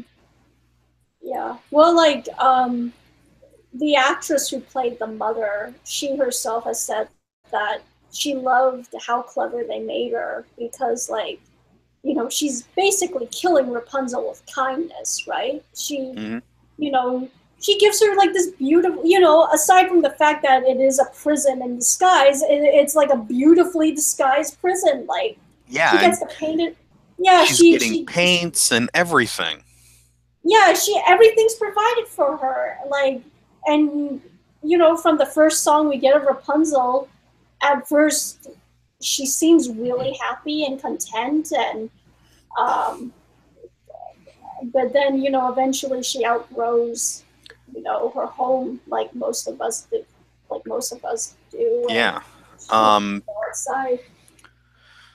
um, Two things. One, Diane, you got a question from M. Jen. Uh-huh. Have you seen, what did you think about Princess and the Frog? And Amber Harris brought up a very good point, and it's the song Mother Knows Best. Yeah. Holy shit. It you Mother. Yeah. just the way they shot it and the way it was done, you can, when you look back on it, you can see exactly how she's manipulating her. Oh, It's absolutely. so terrifying. And But when you first see it, it looks and seems like a mother wanting to protect her child. But then later down the line, you realize this woman is fucking nuts. yeah, and you see that again in when Rapunzel first, when she finally does, you know, touch her feet to the grass for the first time, and she's Yeah. going through all those bipolar reactions of this is the best day ever, and like, Oh my God, what have I I'm done? gonna, oh my god, what have I done? I'm gonna devastate my mother. I'm like the most horrible child ever, and then But she's this is amazing.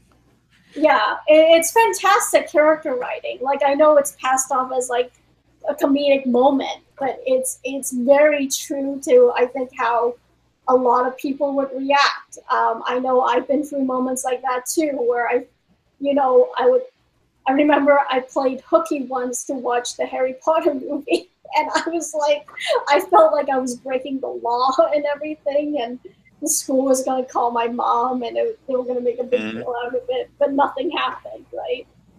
Oh To yeah. MJ's question about Princess and the Frog, I thought Princess and the Frog was good, but it had some pacing and plot issues for me. Yeah, I would agree with that in that aspect. I thought that the person they got for Dr. Facilier, the Shadow Man, I thought he was perfect for it. The way he Oh sang yeah, and everything. I thought the casting was fantastic. Like Oh, the it way was they, amazing. yeah, the way they cast their animated movies are it's always on point. Um, Dr. Facilier, again, one of the last true Disney villains, where he's just an out and out bad guy, and we love him for it. Yeah. He was fantastic. I love the prince. Yeah, it's just I love how they make him again subverting our expectations. He's not Prince Charming, or is he that honorable? He's He's Prince just Lazy. yeah, he's like this womanizing, freeloading Mhm. prince, and I love Tiana. They are like a workaholic princess, and she has this ambition to be this businesswoman and to honor her father. I thought that was all beautiful. I hated the filler with the slack jaw jar. Sorry, Holy the shit, I didn't rednecks. realize that. Yeti in the Den just brought something up that I never realized. What? Keith David, better known as Dr. Facilier, Uh huh. was also Goliath from the animated series Gargoyles. Oh no, freaking kidding. He also Holy played shit. himself in Saints Row 4 as the vice president. Yeah, but that I did not realize that. Yeti, thank you for letting me know. Oh man, and he can sing too. Yeah. Yeah, and Since someone was asking me to do it earlier, uh, to sit there and sing sing some of Never Had a Friend Like Me, since it's literally one of my favorite Disney songs. Well, Alibaba had them 40 thieves, Sherazade had 1,000 tales. But Master, you're in luck, 'cause up your sleeves, you got a brand of magic never fails. You got some power in your corner now, some heavy ammunition in your can, some punch, pizzazz, yahoo, and pow. All you gotta do is rub that lamp. And that's as far as I'm going. Okay. They were asking for it earlier. Yeah. Congratulations, I've actually sang on one of the live streams. That's the last time it's ever going to happen. Forever. Yeah. Well, I'm waiting for Kyle to sing, because Kyle, you said you've been in a musical before, right? A couple of them. Yeah. I was actually in chorus as well. I'm actually really, really curious to hear your singing voice eventually. Have you ever brave enough to do it? Do a song for real at some point on the show. I mean, I'd love to find a reason for it. I just can't write songs at all, and I'll only sing along to music if my voice sounds similar to what I'm singing with. Or like Mumford and Sons, for example. I love singing along to those songs. Yeah. Because I can get my voice to match the vocalist there. Mm-hmm. Yeah, well, they say that anybody can sound good singing as long as you find the right song to match whatever your vocal range is. Like, obviously, if you try to sing a Mariah Carey song, or like, there's only like a few people in the world that can actually, reach those octaves, right? Mm-hmm. So, like, you just need to find the right song that can match your own tone, your own intonation and voice, and or just have a lot of fun with it, like when JonTron sang Firework. Yeah. Prime example, the song In the Jungle? I can't reach those octaves. I actually have to sing it a few keys lower so I can actually sing it. I've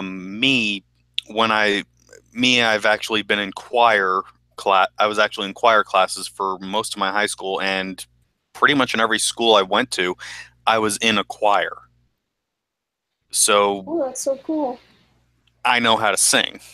Yeah, you sound pretty good when you sang just now, actually. I'm pretty impressed.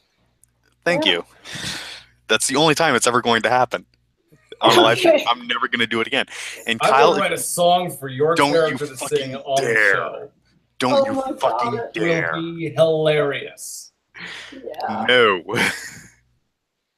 One of my dream projects is, if I ever got the funding and the resources, is I would love to try to film some of the Hamilton songs, like have people actually do our own recording of the songs and then have them acted out in costume and whatnot. That would take a lot of resource and planning and everything, but I would love to do that because I see some of the songs so clearly in my head, and until they actually make it into a movie, or they finally release the last recording of the Broadway show of the original cast, I would love for anyone to have done that. I know one YouTube channel has done it already, and they've done a few songs now, but I have my own vision for it too. So in answer to several questions, we got a group question which was, "Hey guys, what's your favorite Disney villain?" Jean-Pierre asks, "GC, let's hear some Michael Bolton." No, that Never Had a Friend Like Me was one-time thing. It's not happening again. And Yeti in the Den would like the three of us to put on a rendition of Les Mis. I call dibs on Javert. You bitch. Oh, actually, speaking of music, I have the Broadway soundtrack from Les Miserables, and Javert's Suicide is one of my favorite songs to sing along with. So I might do that some point in the future. Oh yeah. If I'm ever feeling brave enough, I might sing a piece of Hamilton for you guys eventually. If I'm feeling brave or drunk enough, we'll see which one it is. Hey, Kyle. Yeah. Yeti in the Den just sat there and said, "Kyle, sing Russell Crowe's Javert." And I'm Javert. There, that's Russell Yeah. Crowe. And I'm Javert. Yeah. Maggie, no, still not singing again. I don't need a minion. My favorite Disney villain was, it's actually a toss-up between Jafar, Hmm. Scar, and Ursula. Those are my top 3 favorite in no particular order. They're all so fun and unique in their own way. It's hard to choose, but I guess I know we've talked about this before on a live stream, but Kyle, Hades you is liar. fantastic. What? Your inspiration was not that you're an attention whore. I am an attention whore. Yes, you are, but that wasn't your main inspiration.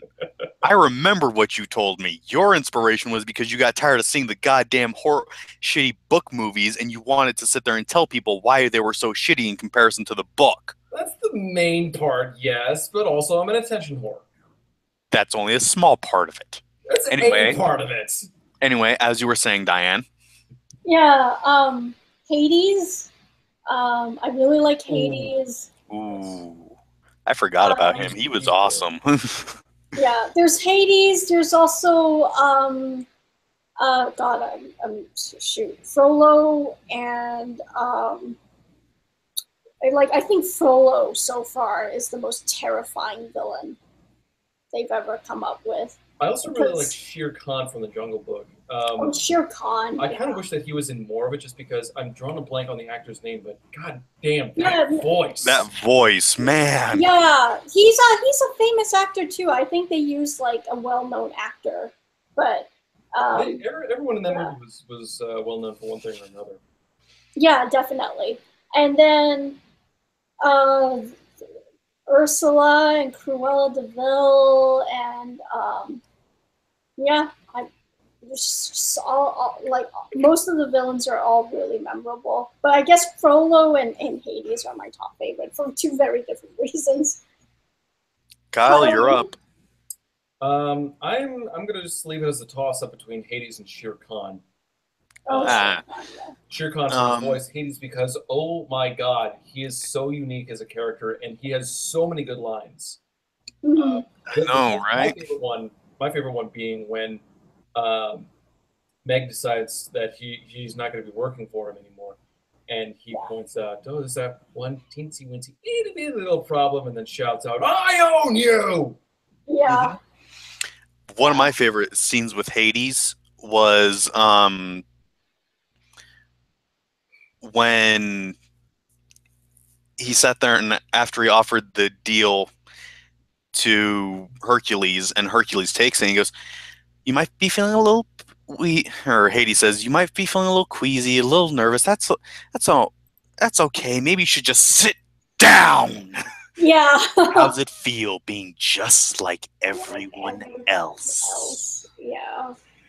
I love that movie. And I'm pretty sure improv was involved in that one. Maybe not. Yeah. Maybe not to quite the big of an extent as say Robin Williams, but Jack Nicholson almost got that role. Oh, that would have been crazy.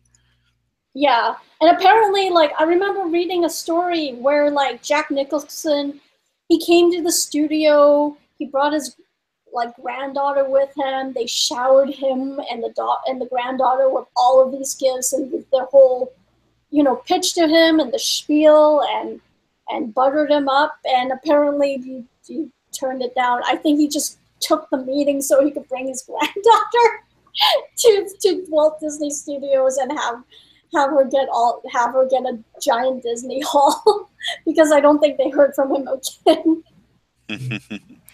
I'm sorry, but every time I think of Jack Nicholson, now I can't see him with Hades' voice. Except now I see Hades' face coming through the door going, "Here's Johnny." Yeah. If he did take that that role, he would have had to do that kind of a joke, at least Probably. somewhere. Yeah.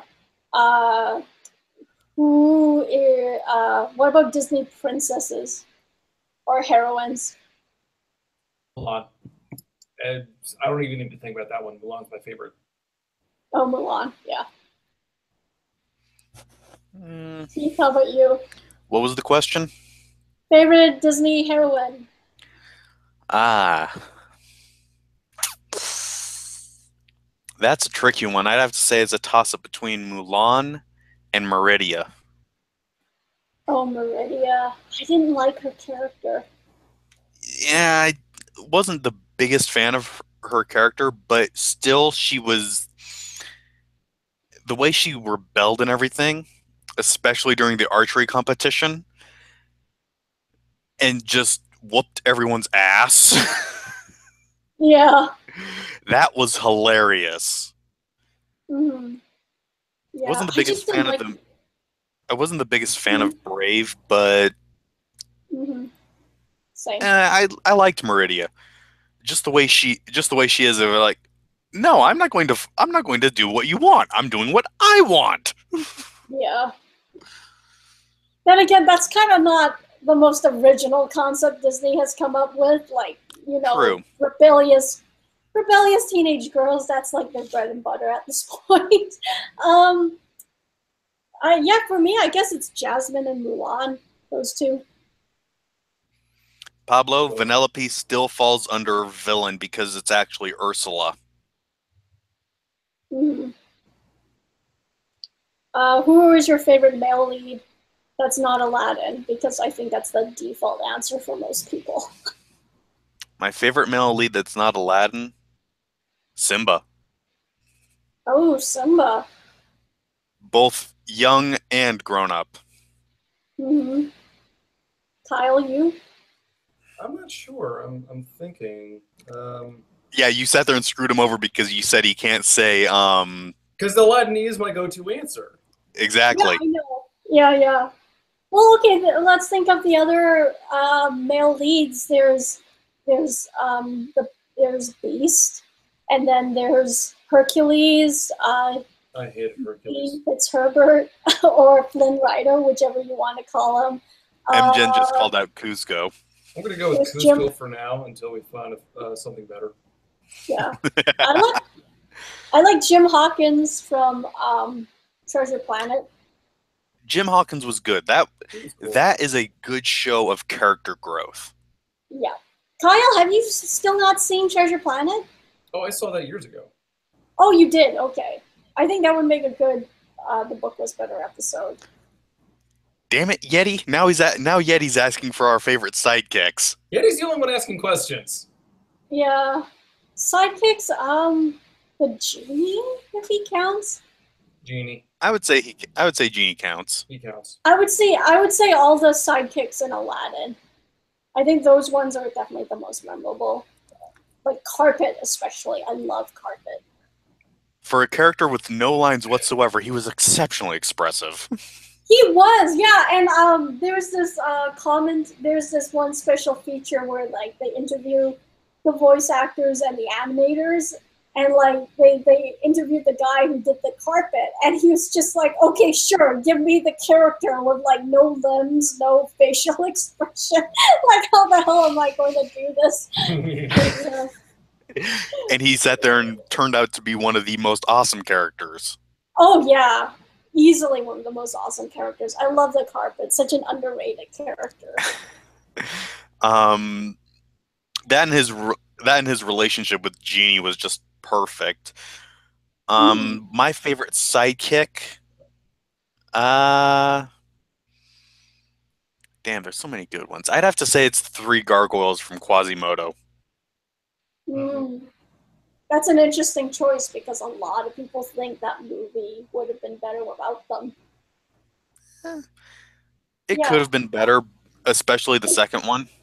The second one was just bad. Oh well, no, the second movie, I don't even. That doesn't even. I shouldn't even give it our attention. Here's the thing: I would not have cut out the 3 gargoyles completely. I would have let them stay up until the very end. The way I would have done it was, Quasimodo, he's about to go down to the town and be greeted by the villagers, after he's saved the day, and he's gesturing to the gargoyles to come with them. But when he looks back, they've remained stone. And to me, that would have symbolized the fact that, he doesn't need them anymore. And people can interpret it as either it was just his imagination and that's how he was coping with his loneliness, or the 3 gargoyles were guardian angels and they've left them now because he doesn't need them anymore. Either way, right? That's how I would have done it, and that's how it was to show his growth as a character, right? They did that with Kiki's Delivery Service when Gigi the Black Cat wouldn't talk to her anymore. That's how I would have done it. But I guess and these writers, the Disney writers, I'm sure that idea must have crossed their minds, but they just didn't go with it for whatever reason, which I think is a shame. Yeah. I do like the idea of it being a hallucination as his method of coping loneliness. Yeah, I would have loved that. That just come on, and it's such an obvious idea, and it's unfortunate that didn't make it through the cutting room floor. But I would have loved to have been a fly on that wall during pre-production. That must have crossed their minds at one point. Because it's hinted at throughout the entire movie. Like every time Frollo or Esmeralda shows up, they turn back into stone. That must have crossed their freaking minds. But then they showed them fighting alongside him, during the big battle scene in the 3rd act. So, they're real then, I guess, which is a shame. But here's a question that Ms. Ganymede has been asking for a little bit. Have you seen a horrifying, gory movie? Horrifying, gory movie? Yeah, of course. Why don't we turn that into favorite gory movie? If I'm going to go with that, I would probably lean towards The Descent. Either The Descent or John Carpenter's The Thing. Thing for obvious reasons, because it's an amazing movie. The Descent because the cinematography in that movie is done so carefully that, for those of you who don't know, it's about 6 women who go spelunking in an uncharted cave, and they get jumped by monsters. And that sounds cliche and stupid, but the movie is shot so well that you actually see them squeezing between all these different rocks within these very tight caverns. And even if you're not claustrophobic, normally you will be watching this movie. Probably, yeah. Not to mention, I remember that one. Yeah, the monsters themselves are, if you've played Skyrim, they're the Fulmer. Yeah, but what makes those monsters really terrifying is that you never really see them full on. You see glimpses of them. And I'm pretty sure they never see you too, so, because they're blind. And blind opponents, I think, are interesting because we take sound for granted so much. It was the same thing with Don't Breathe, with Stephen Lang playing the blind army veteran. How is that good? I hear that movie's great. In a lot of ways, yes. It has its flaws, but I'd say check it out. Yeah, no, I want to check that one out, actually. I'm not really into gore movies, just because it's just too disturbing for me. I found Shaun of the Dead pretty gory, so I guess that's up there. I guess that counts. Yeah, no, that got pretty gory in the 3rd act with the guy's stomach being ripped out. I always have to look away during that part. I can't watch that scene. My favorite out-and-out horror movie, I really like The Babadook, but again, it's not that gory. I remember getting through 30 minutes of Hostel before I had to walk out the room because I just couldn't. Hostel was just dumb. It was just disgusting. No, yeah, it's gore porn. It's not. There's nothing. Exactly. They're trying to freak you out through images alone. The characters themselves are flat. The plot is stupid. The whole thing. I mean, I'm not going to go into a discussion about cultural insensitivity and distrust of Europeans or something like that, but the whole thing was just let's put on the most disturbing practical effects we possibly can, to the point where it doesn't make any sense. And it was just Yeah, no, it wasn't for me. It was just the characters weren't likable. Every other line they said was like it was offensive to women, to Americans, to Europeans, to anyone breathing. I was just like, why am I supposed to watch this movie? Yeah, so it wasn't for me. I really like Stranger Things. Again, not that gory, but pretty scary, I think, for a TV show. Keith, do you have a favorite? Do you like gory movies like that? When it comes to gore, I don't like it massively over the top. Like you cut a guy's arm off and 20 gallons of blood spray out. That's just Thank you, Sam Peckinpah. It's why I don't like the Saw movies. It's just too much. Like Kyle said with Hostel, to me it's gore porn. But It's torture porn. Pretty much. But when I sit there and I want a good bit of gore in a movie, one of my old fallbacks is still Pitch Black. I love it because is that the Riddick one? Yep, it's the first of the Riddick series. But a good horror movie, one of my favorites is the original Dracula. Like the black and white one? Yep. Oh wow, that is old school. Mm-hmm. Ooh, actually, really good horror movie, Haunting of Hill House. Oh, actually, one sec. Haunting of Hill House, I've never seen that one. I haven't seen it either. Picked this one up a while ago. Found the book for the Haunting of Hill House, so I might be going through this at some point.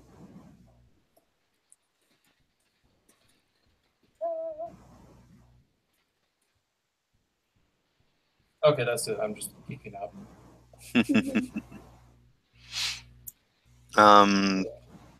Yeah, but I remember me and a group of online friends. I was at work at the time, but they gathered together to watch The Thing, and I would have really wanted to join them for that, but I think The Thing was scary. It still looks way too scary for me to watch by myself, because I know it still holds up to this day from what I hear, and I've seen a little bit of the more scarier parts. I saw the scene where this guy's head turns into a spider, and that I couldn't sleep for 2 weeks after that. So, yeah, yeah. So I still need to build up some courage for that one. That was a really good one. Mm-hmm. Yeah. Jaws was pretty good. Jaws still holds up. That one legitimately kept me out of the water for a good while when I was a kid. Amber Harris has a question for all three of us.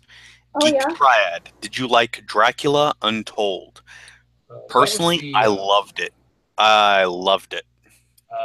That was the Orlando Bloom remake? Yeah. Last year, right? The one where it shows the origins of Dracula.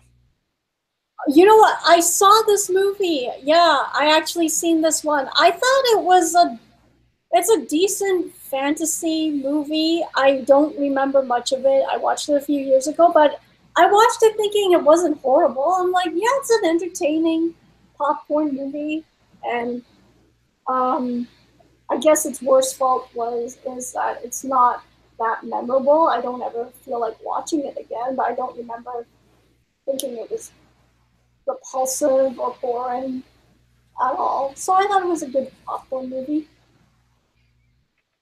I actually haven't seen it. Oh, dude, you should see it. It's great.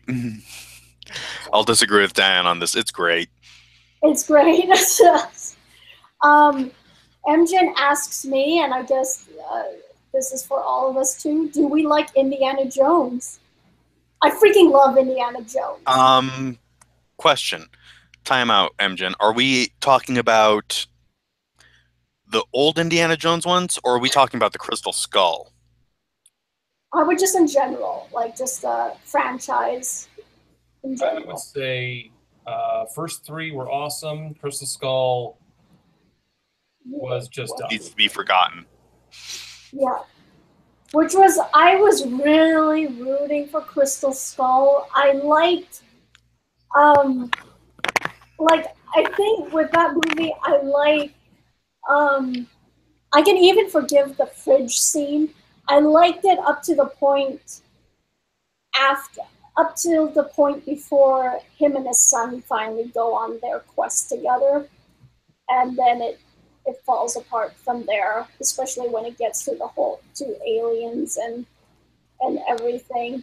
And you know, when it comes to the whole like George Lucas, when it comes to George Lucas's work, I'm not the biggest Star Wars fan, but like I never grew up with Star Wars the same way most most other people did. But I grew up with Indiana Jones.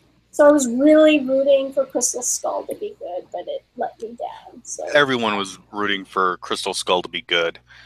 yeah. Actually, something I want to say about Crystal Skull real quick, because I saw it in theaters. I went to see it with my dad and my brother, and right after the fridge scene, Diane reminded me of this with her comment.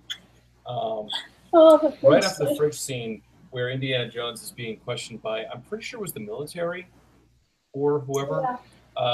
One of the military guys walks in and starts talking to him, and I recognize the actor immediately. And I'm like, oh my god, it's the janitor from Scrubs! Oh yeah. It's totally was the janitor from Scrubs. Yeah. What was your favorite out of the three? What was your favorite? I would say my favorite was Lost Ark. The first one. Or Raiders of the Lost Ark, yeah. Yeah, Though the Holy Grail was also awesome. I'm going to go with Holy Grail just because that was the first one I ever saw. The Holy Grail is my favorite one because I just love the father-son relationship. I know everyone quotes Raiders of the Lost Ark as the masterpiece out of the three, just because we actually had to watch that movie in a film class of mine, and we were studying about all the things that made it great. But emotionally, I'm way more attached to the Holy Grail. But anyway, Sorry, Keith, what were you saying? The three of us got asked a question. The question was, what is the worst adaptation of any media to a movie? And Kyle has already answered his. His vote was The Circle. I'm just going to justify that real quick. The Circle is not a perfect book. It has its problems, mostly in the pacing, and the main character is a bit of a putz, but she's supposed to be a putz because if you go into the book thinking of everyone as representative of a particular idea or ideology, it makes a lot more sense. I'm being an English major. Shut up. The problem with the movie, though, is the book set up all these definite points because it has a message to tell. And I won't go into detail about that. I'll review it eventually, but right now I'll say read the book. It's worth it. The movie saw this message, disagreed with it, and gave the complete opposite message of the book. It completely disregarded the ending. It ruined what was so haunting of an ending. I couldn't go to work the next day. I couldn't go to sleep at all. It was that maddening. The ending. Oh my god. I was so angry when I saw the movie, and the more I thought about it, the worse it became in my mind. So yes, I will go on record as saying The Circle is a worse adaptation than Aragon, and Dragon Ball Evolution. Holy fuck. Yes. To me, the worst adaptation I ever saw, and it's one of those ones that people haven't heard of. There's a game series called Dot Hack GU. It's a good series. Very, very entertaining, very, very complex, very. You play it, and if you like it, it just keeps getting you more and more enthralled with it. Well, there's a Dot Hack GU movie. I hate the damn thing with a fucking passion. Mm-hmm. What they did is they basically took the cutscenes out of the first game only, just the first game, stitched it together to make a movie, and then gave two of the characters, one of them the power of Deus Ex Machina, followed by a bullshit love story that they tacked on without even playing the games. It was just fucking abysmal. I detest that movie. They took a series that I love and enjoy, and they pretty much made a parody. Yeah. They went, oh, let's just stitch together the cutscenes. No one will notice. Oh, we have to find a way to end the movie. Deus Ex Machina. Yeah, God. That's miserable. What's even worse is it's not even in English. It's all in Japanese, the movie, and it had subtitles. It just that movie still pisses me off to this day. I remember feeling pretty pissed off at Time Traveler's Wife because the movie just was so flat and generic, and it just didn't do the book any justice at all. The only thing it did semi-right was casting Rachel McAdams, but they didn't give her anything to work with in the script. And obviously, Avatar: The Last Airbender, Dragon Ball Evolution. I think those are my top three right now that I can think of. So yeah.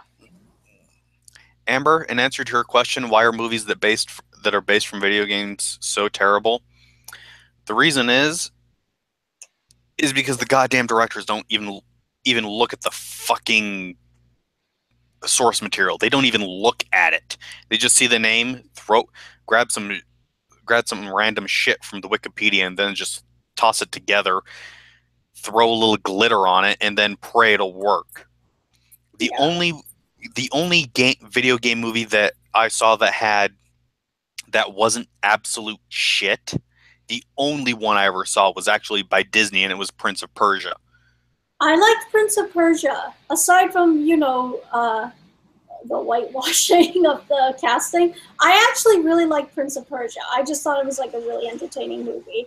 And another video game movie I liked was the Phoenix Wright movie, which is Japanese. So the only decent video game movies seem to be coming out of Japan because they actually deal with the material directly. I mean, we're not talking about some sort of a branch where Hollywood has to step in and pretend to understand the source material when they don't even, as GC claims, they don't even look at it, which I believe is true. I mean, they get a general synopsis of what they're supposed to be writing about, and then they go off and they do their own damn thing. Case in point, Pain.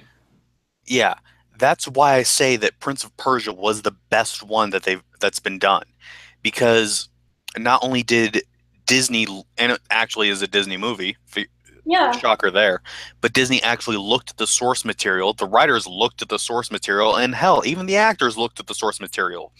The guy who played the prince, literally, he would sit there and play through the game and then look at the writers and the directors and say, hey, can we pull this off?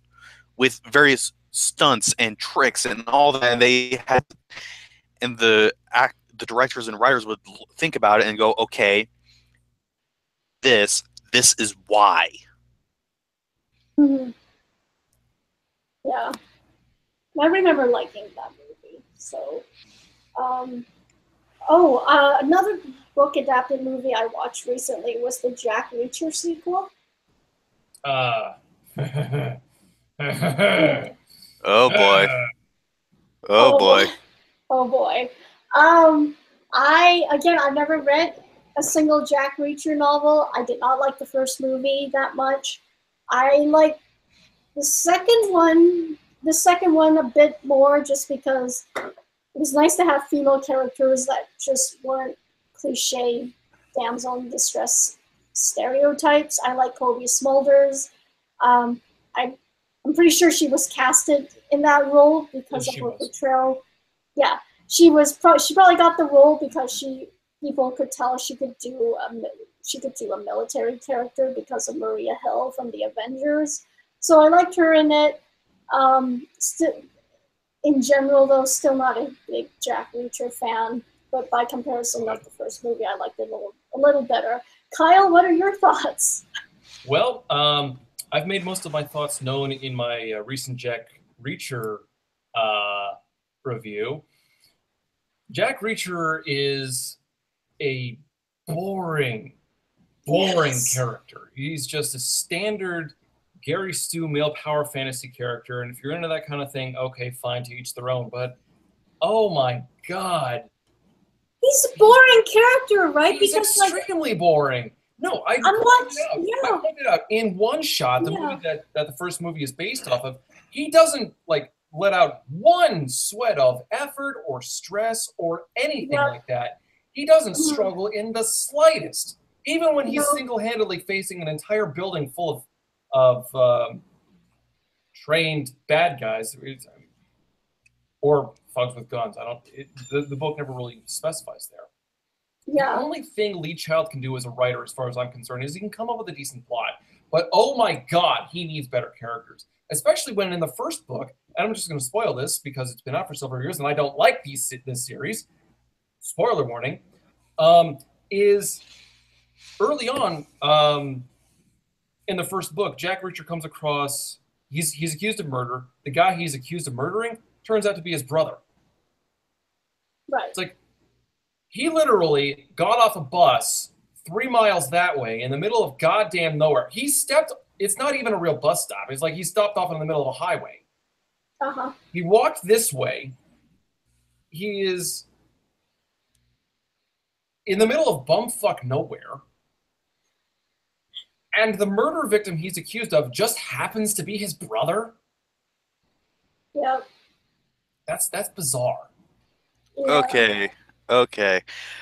Blue Dragon just gave us one hell of a question. What? Geek Triad, if you could make a movie, what will your movie be about? Oh, I can answer that. I mean, I wrote scripts for at least 3 short films, so I can answer that question. But again, they're short films; they're not feature films. Let's see. What do you guys have answers for this? I need to remember all 3 of my ideas. Go for it. Oh, go ahead. Okay. Let's see. First script I wrote in school. It's about 2 roommates, a guy and a girl, best friends, and they wake up in their living room one day after a fight to see that they've been attached to the chest with a chain, and they have to figure out what the fuck and to see if they can remove the chain. So that's one concept. Second script I wrote, which I never quite finished because there were a lot of plot holes here and there. It's a bank robber tries to rob a bank, but then he meets his match with the bank teller. It's another man and woman dynamic, and he has to try to basically convince this girl to give him the money, but she just doesn't she's just not giving in to him. So there's that one. And then the third concept, which is my favorite one so far, it's about this rich socialite girl, and her mother's pretty much parading her. Um, is basically throwing her a series of parties where she's basically the only girl, and she's surrounded by all these male suitors to try to marry her off. And the girl goes through all these parties, stealing the neckties of her male guests. And you know, by watching the movie, you find out what she's going to do with those neckties. And yeah, those are my 3 short film pitches. Very interesting. But Yeah. Which one would you want to see out of the 3 I just pitched? I'd probably say I'd want to see all 3 of them. Okay. Which one? Not one of them stands out. The first one where a pair of roommates are connected by a chain between them, and they have to figure out what's going on and and how to remove the chain. Yeah. I mean, I would have to say that is the most interesting out of all 3, but I'm interested in all 3. Well, I mean, I'd like to see all 3, but I'm going to go with GC on this one. The chain thing, I think, would offer a lot of chances for some strong character work, especially if they were able to play off of each other very well. Yeah. That one I need to keep rewriting. I think the 3rd one is the only one where it has the clearest vision, and I think I've locked down the final draft of the script. The bank one is the logistics alone. I'm having trouble figuring it out in terms of, like, you know, little plot holes, like why doesn't she just press the silent alarm or stuff like that. But if you could just get over the plot holes, I think, like, the banter between those characters could be a lot of fun. But do you guys have any movie ideas sitting in the back burner? Well, I also have 3 ideas, 2 of which I'll talk about. But GC, do you want to go any? Do you want to go first, or should I? You go ahead first, man. I got to think on it. Well, I have 2 ideas. One of which is based off of a series of books that I'm currently writing called Luminarius. I'm not going into detail about that one at all because I want to keep the idea fresh and unused as much as possible.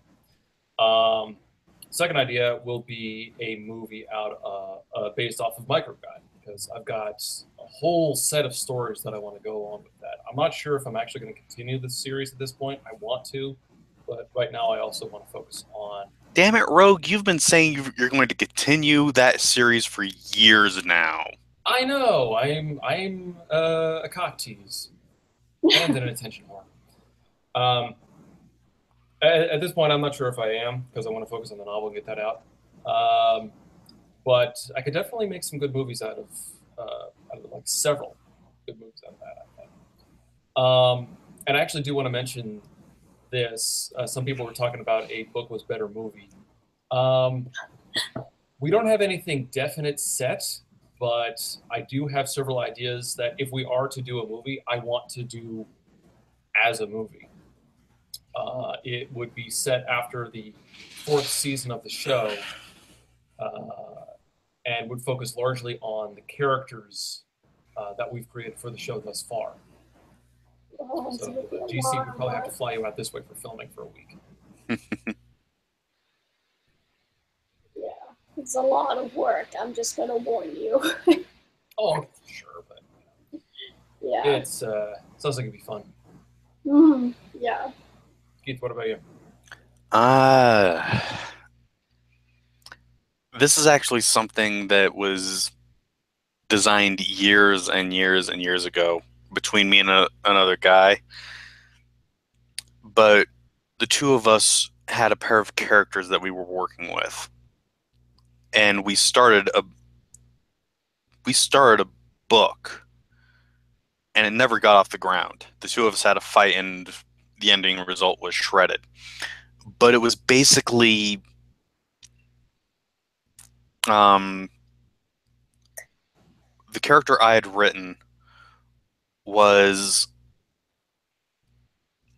It's kind of interesting because there's psychic powers involved with the series. Everyone's got a unique gift and psychic power. That's one of the things we always went into. But my character that I created was able to manipulate ice and generate ice just at his own will. His brother was able to manipulate fire the same exact way. However, is that where Glacius Calum comes from? No, it's not. That's a Glacialis Salem comes from Sky Frost, my very first character I ever wrote on. Jafar, it's similar but not. But what it was is that the character Caleb hated the cold, absolutely hated the cold. If he was going outside during winter, he'd be bundled in about 16 layers. His brother Marcus hated heat, absolutely detested heat. It was just a compare and contrast between the two. But the story was that the two of them got roped into basically this group of mercenaries because of, I can't even remember why, but they got roped into this group of mercenaries, and the entire time they're trying to settle and escape the mercenaries, while being forced to do jobs for them. They're trying to escape those mercenaries, and it eventually turns into them figuring out, okay, something even worse is happening. This guy's trying to take over a country, and he's trying to use all these individuals with all these different powers to do it. The leader has been collecting people with control over fire, ice, electricity, stone, etc., etc., etc., etc. And it was basically them becoming reluctant heroes to basically save the world. Whereas Caleb, the character with the ice powers, was more of an assassin and rogue based character, because that's what his job in the entire mercenary group was. He was the infiltrator, the guy going in to sit there and just cut out the single target without being seen.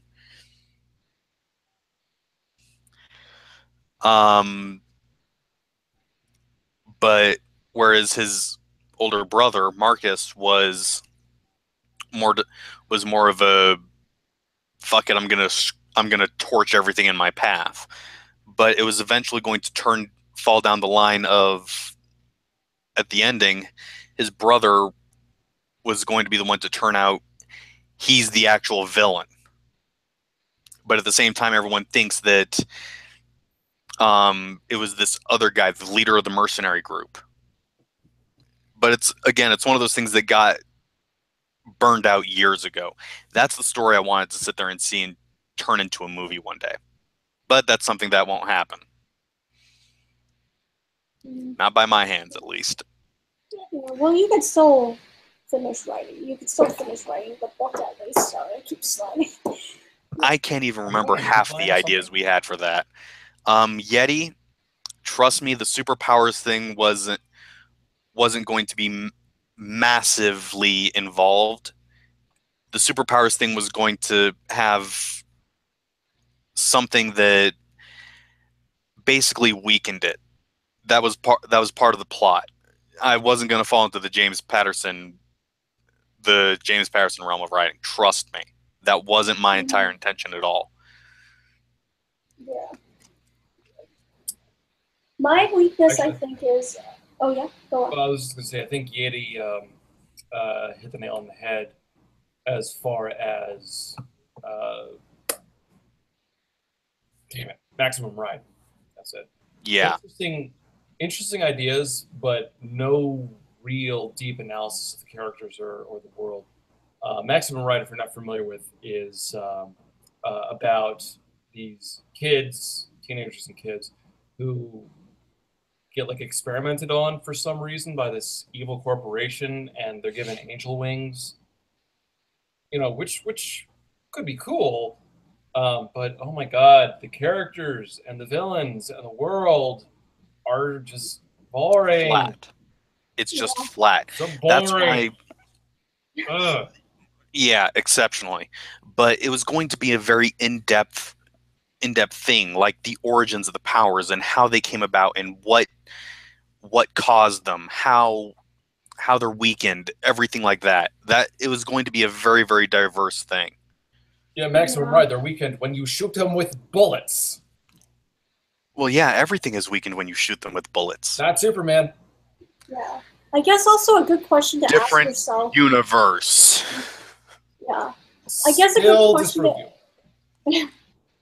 I guess a good question to ask yourself too, like to avoid having a flat storyline in characters, is ask yourself, what is the philosophy, the overall arching philosophy of your story? What are the main themes? Yeah. Right? Like Yeah, every that's character is supposed to represent a theme or their own philosophy, right? yeah. And then, For yeah. example, Caleb was going to be representative of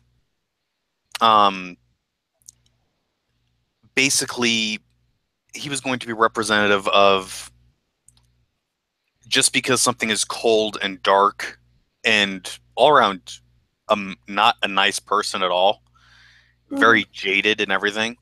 But he was going to be representative just because this person is this way on the surface doesn't mean anything. Just because his power is basically the antithesis of death, if you think about it, because cold is a very, very harsh thing, doesn't mean he can't sit there and be that good person, even though he doesn't want to be. He sees himself as the monster. Whereas his brother was always the person who was happy-go-lucky, very nice, very kind. But by the end, you figure out that this guy is twisted as all hell and completely evil, and showing that just because he's able to generate warmth and be a nice person and show I'm the loving one, I basically being a charismatic person and able to get people to follow him doesn't mean he's not actually the villain. Mm-hmm. Yeah. That was the main part of it. Yes, the superpowers would have come into major play, but it was more of along the lines of more character growth and discovery and everything else. That was the concept behind it. Right. Yeah. That sounds like that would have been fun. Yeah. So anyway, we've actually been doing this we've actually been doing this for about 2.5 hours now. This is far our longest live stream. So why don't we take one more question? Yeah, one more group question, guys. Let's see, I think. Hold on. I'm having a good time, actually. I could keep talking more. So could I, but yeah. But if we keep going, it's going to turn into a 24-hour live stream. Yeah, I know. There are some live streams. There's this one channel. I watched this guy yesterday. He did an editing live stream that lasted like 9 hours. Yeah, right. A nostalgic millennial has a question for all three of us. If you guys could see any book that hasn't already been adapted into a movie, what would it be?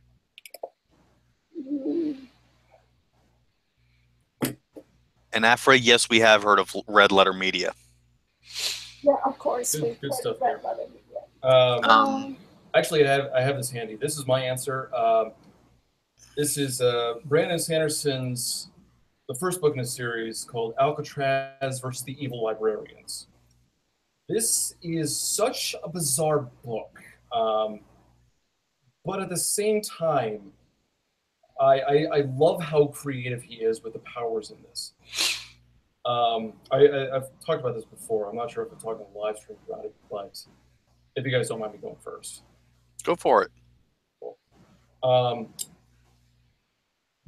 Okay, so the premise is librarians are evil and they actually control information throughout the world. Turns out there's an 8th continent that we don't know about in the middle of the Pacific Ocean, but they're so good at controlling information, you've never heard of it.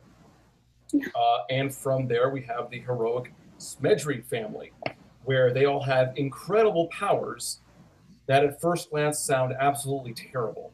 For example, the main character here has the magical ability to break stuff. And that manifests, I mean, he doesn't really have any control over it. So, like, he'll be typing, an early example in the book is he'll be typing away at a keyboard, and the buttons will just, like, start falling out for no apparent reason. His That sounds more like a curse than anything else. If you can't control it, it really works out once you figure out how to properly use it. His grandfather, for example, has the power to show up late. He has an uncle who has the power to get lost, and I really like that one. The one I'll tell because it's not really plot relevant is he has an aunt who has the ability to spill water when doing dishes. And again, that sounds stupid. That sounds like it would just be a stupid joke thing. She apparently stopped. Okay, it's again, it's completely absurd. But she apparently was able to stop a drought single-handedly through the water she spilled when doing the dishes. Huh? It's that kind of a book, and so That's kind of interesting. He finds these bizarre uses. You wouldn't think about them at first. But they manifest in these creative ways. Interesting. So the first book, he's discovering his actual heritage because he was adopted in the United States. And they go on a mission to stop the evil librarians from this scheme they have. His grandfather picks him up, and they have to stop him from making like this particular set of glasses using this very special sand. Glasses are the other part of the magic in this world. It's definitely recommended. In a lot of ways, I put it like just under Harry Potter in terms of raw creativity. That sounds very interesting. Oh, it's great. Mm-hmm. Diane, your turn. I love you. Oh God. Nothing that I'm dying to see turned into a movie, but Shadow of the Wind is one of my favorite books. I would like for them to remake Time Traveler's Wife into a miniseries instead of just a one-shot movie, and just give it to a better director and writer. Yeah, nothing that I'm dying to see get turned into a movie. Like in terms of any other piece of media I'd like to get seen turned into a movie, I don't know if it would work just because it would be a stage-to-screen adaptation, but I just want to see Hamilton go on the big screen, just because I'm never going to afford a $10,000 ticket to see the Broadway show. Yeah. That would be a good one. Mm-hmm. Have you listened to Hamilton? Yes, I have. Oh, you have? Thank God. I could talk to you about it next stream. What's your favorite song?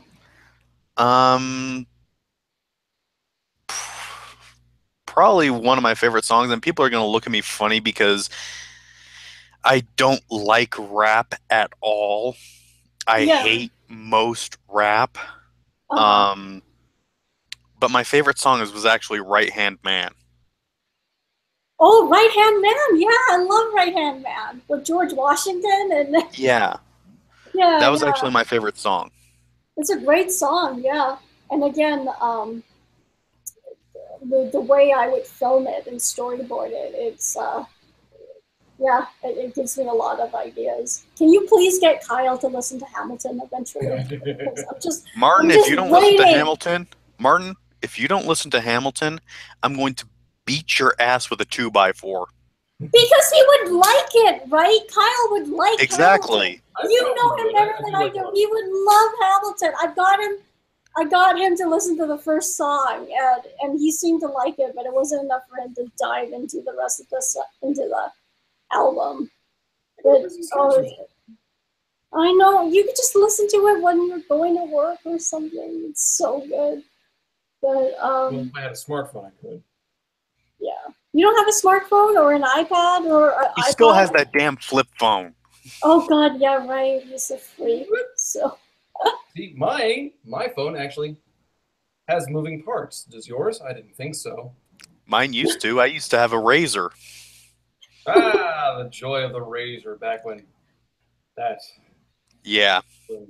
We sat there, and me and a group of my buddies, we actually sat there and tried to see what all would have to be done to kill a razor. It took us smashing the damn thing with a sledgehammer to finally kill it. Seriously? I'm not kidding. Yeah, I thought you could just sit on it funny and it would break. No. I'm talking about the original razors. But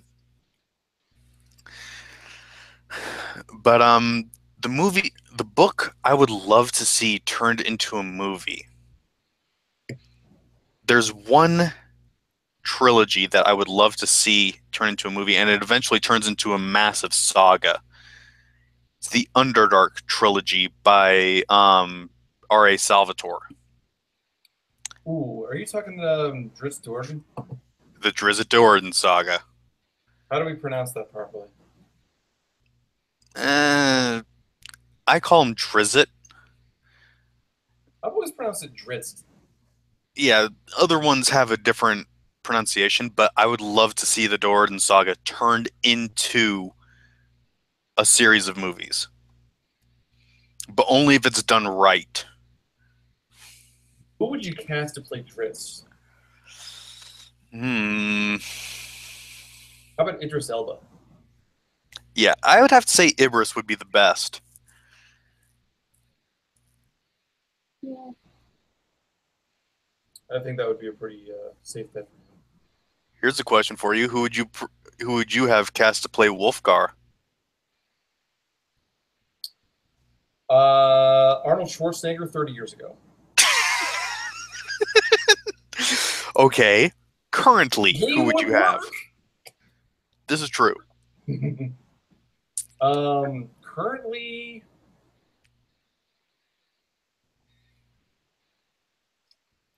I don't know. Here's a better one for you. Who would you have play Canterbury? Peter Dinklage. As Canterbury? Yes. No. No, because then I wouldn't be annoyed by her. I would say I'd have Scarlett Johansson play Canterbury. I think that could work, actually. She would be able to pull it. Yeah, that's not a bad choice. Yeah. Now here's the one Peter Dinklage would be perfect for. Canterbury's father. Either that or good old what's-his-face, the halfling. Regis? Yes. Those two would be perfect for Dinklage, I would agree. Quite frankly, either one I think Dinklage could pull off. Very easily, I would agree with that. Although really, I think he would be better fit for Regis just because Brenner, I see Brenner as having a lot more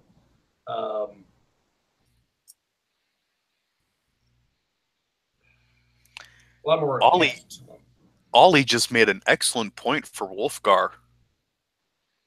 Hemsworth from Hemsworth. You know what? That could work. That could work very well. Here's Hemsworth, yeah.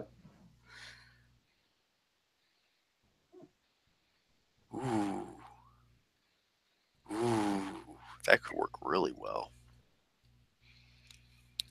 Anyway, I think it's about time we all cut it off. Yeah. It's, yeah. And no, I'm used to falling asleep about 2 hours ago. Yeah. Oh shoot. Okay. Well, Thank God I'm anyway. not going to work tomorrow.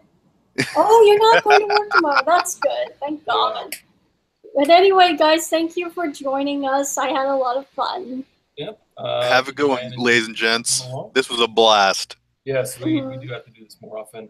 Everyone, remember tomorrow is the eclipse, so if you get a chance, go outside and check that out. Don't look at. Is that reaching? Is it viewable in Canada?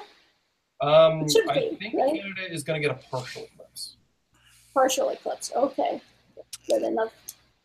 If you can't watch it from wherever you are, of course, I'm sure NASA will be having a live stream event of it. Probably. Yeah, and don't stare too long directly into it, please. No, that would be a bad idea. Yeah. Anyway, have a good one, All right. everyone. Have a good one, Bye, chat. everyone. Take care. Later, everyone. Thanks for Bye. joining. Good night, guys. Good night.